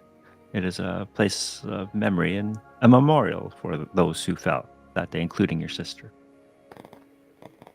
I see. Thank you. I will have Captain Varla escort you. Thanks. And so she looks at you kind of expectantly all. What will you do next, I wonder? Get a drink. Yep. We'll figure it out, and I guess you'll know in at least 2 days. Very well. Okay. I suppose the silence can't do that much harm in 2 more days, can it? Suppose not. You are the chosen ones. You would know best, I suppose. Well, if you're worried about the timeline, get the stuff faster. Work as fast as my librarians can work. But I'll get. Where will you be staying? If I do manage to speed that work up, I'll get word to you. Oh, I haven't arranged rooms yet. You got any bunks around here? No, this is a sanctuary. This is not an inn. I guess you can send word to the vat. Yeah, I'm The not sure vat. if we're staying there, but we could check in. She looks at you, Kokoro. Surely a man of your station would have better lodgings? I mean, not me to say what you prefer, but why stay in a tavern when you can stay in a noble house? The tavern is fine. Of course. Of course it's fine. We're the Folk chosen. down in Tangle. All right. Well, if there's anything at all, do you have more questions for me or just want to talk? I'm here. Anytime. Thank you. It was an honor meeting you all. You're welcome. You're welcome. That's awesome. That's great. And she called Captain Varla. The chosen ones are ready to leave now. And Captain Varla comes back in, bows, and holds the door open for you guys to leave.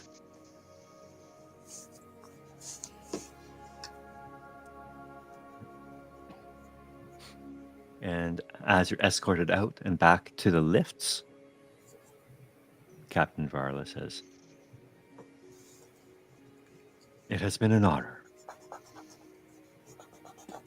Where may I direct the lift?" Down. Very well. and she instructs the lift operator to take the elevator down back to the Tangle.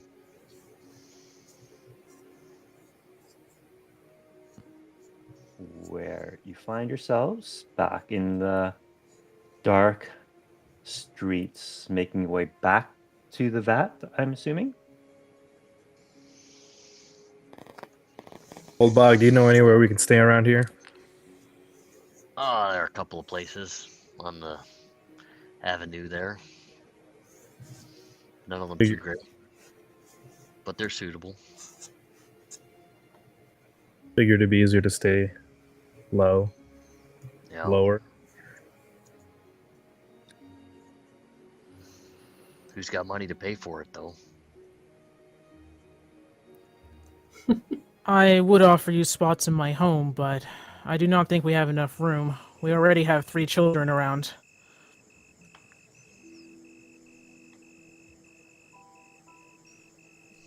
I could make us some tents. Depending on the price, I have some gold.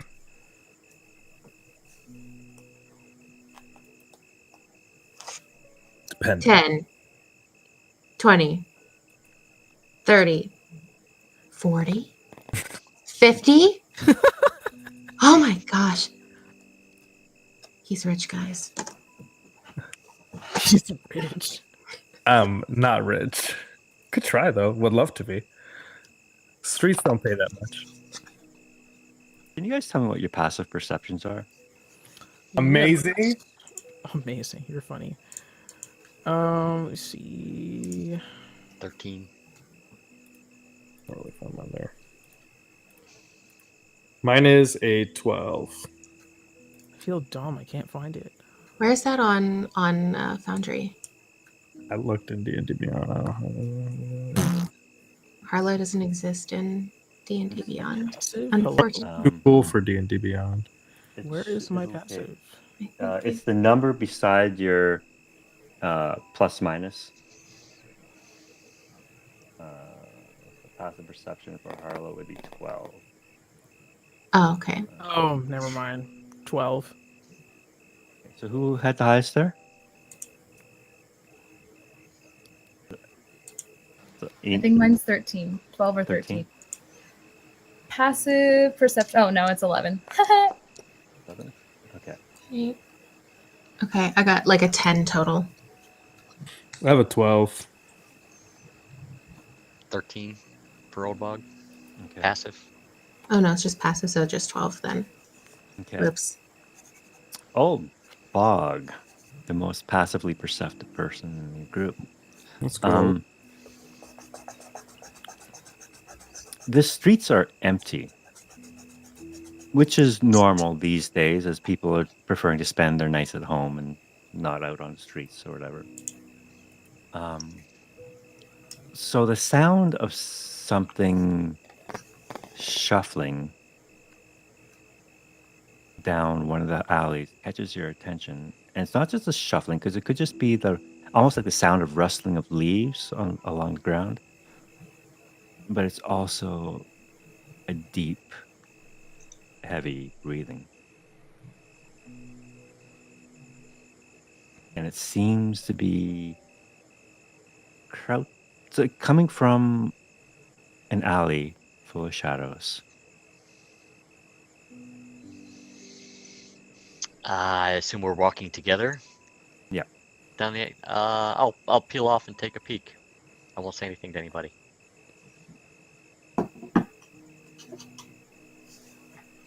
You sure? Are you sure about that? Wait, do we notice him peel off? Well, he's pretty big. I assume we would. I mean, were you walking behind, in front? I'm a slow walker. I'd imagine I'd. Be in Yeah. the back? Let's just leave it at that. I'm a slow walker. Okay. Okay. So maybe no. I'll give each of you guys an insight check just to see if you feel anything odd about old Bog is kind of peeling off.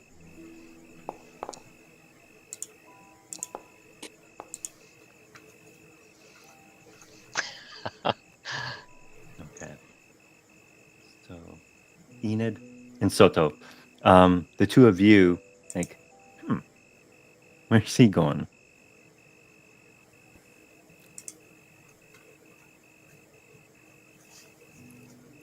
Is there anything you two would like to do? Soto will follow.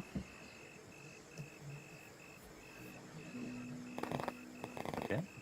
Enid's storming off, just muttering a bunch of profanities under her breath. She's just shit, fucking bugger, waste of space.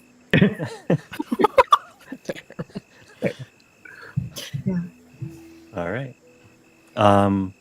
Old Bog and Soto, can you please make a perception check for me, please?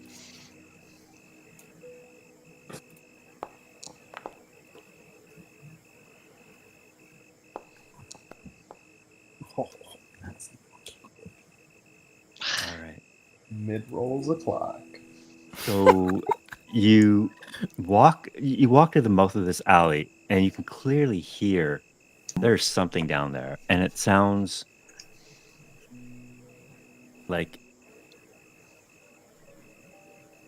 heavy breathing. And you can see something move down there, but it's quite large. A shadow just kind of shifts along a wall in the alley. Do you want to go further in? So who's with me? Me. Soto. Small owl. I'll turn around and say, "Do you see what I'm seeing?" Do you see what I see? So it's a large shadow. Yeah, with those perception rolls, that's all you can really see at this time. Okay. Well, if all you're seeing is a large shadow, then yes. Yep. Old Bog will holler, "Hey, who's out there?"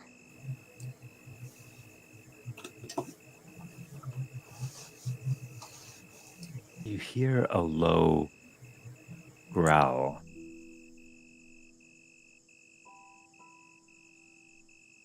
Like a...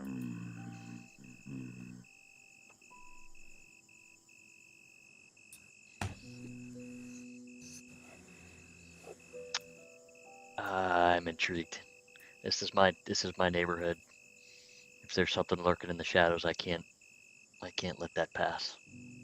Neighborhood guy. Neighborhood guy. Friendly neighborhood Spider-Man, if you will. Soto, you got a torch? That's a good question. I think...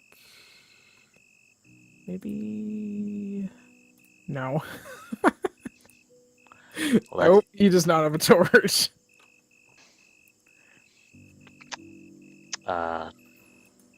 Old Bog checks his back pocket. He's got a little one. He lights it up. All right. And he's waving it out in front of him, and he's walking towards the growling sound. I suppose you're still going then. Yep. One hand on his hip, where his hand axe is. The other hand out in front of him, with a torch. This thing, whatever it is, the heavy breathing, the shuffling, it sounds like rustling leaves and casting this ominous shadow across the wall. This kind of shrinks back further into the alley, drawing you further in. Do you continue going down the alley? Turn around to Soto and say, "Go get the others." But... I don't want you to go alone. No, I'll be fine. Oh god. No, he's not leaving. Would we notice they're gone by now?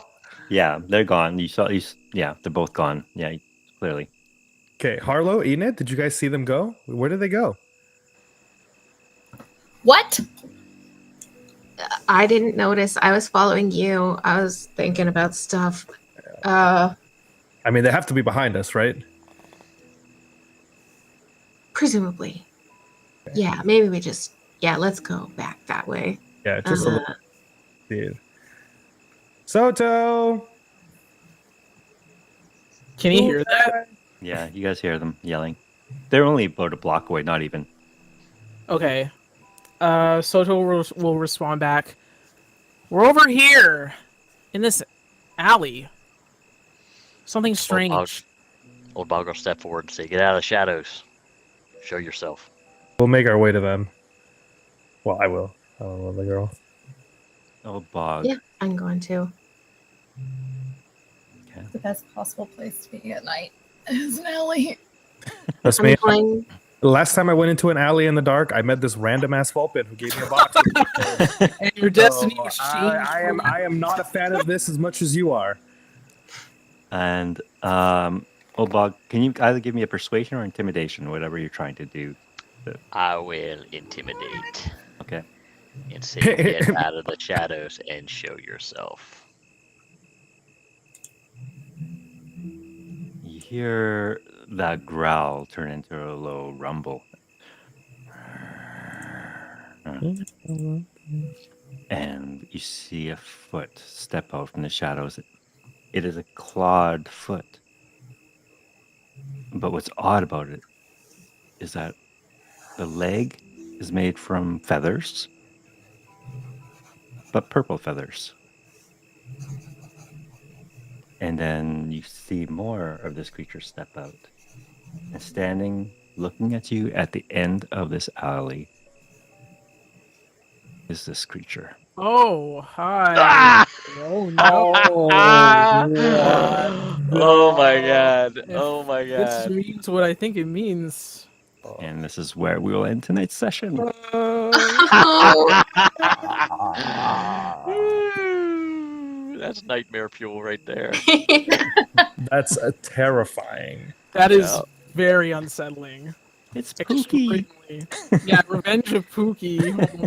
Oh, no. That's so creepy. I don't even want to look at That it. is super creepy. This pretty horrifying. It's got a very strong jawline, though. yeah. Chiseled. Good Good genes. He had to like bite his way out of the earth. I want Andrew to Amazing. I want Andrew to post all his AI art prompts, like chubby Yes. anthropomorphic raccoon on a Yeah. marshmallow. We need an AI folder so we can Yeah. look at each one. Yeah. Rainbow demon with What was the name of Koji's stuffed animal? I'm trying to remember. Pookie. Pookie. Revenge of Pookie. The Revenge of Pookie. Jeez, that's Oh my terrible. goodness. I will say one other thing. Hmm. Kokoro, can you please make a perception check for me, please? Why me? Jesus.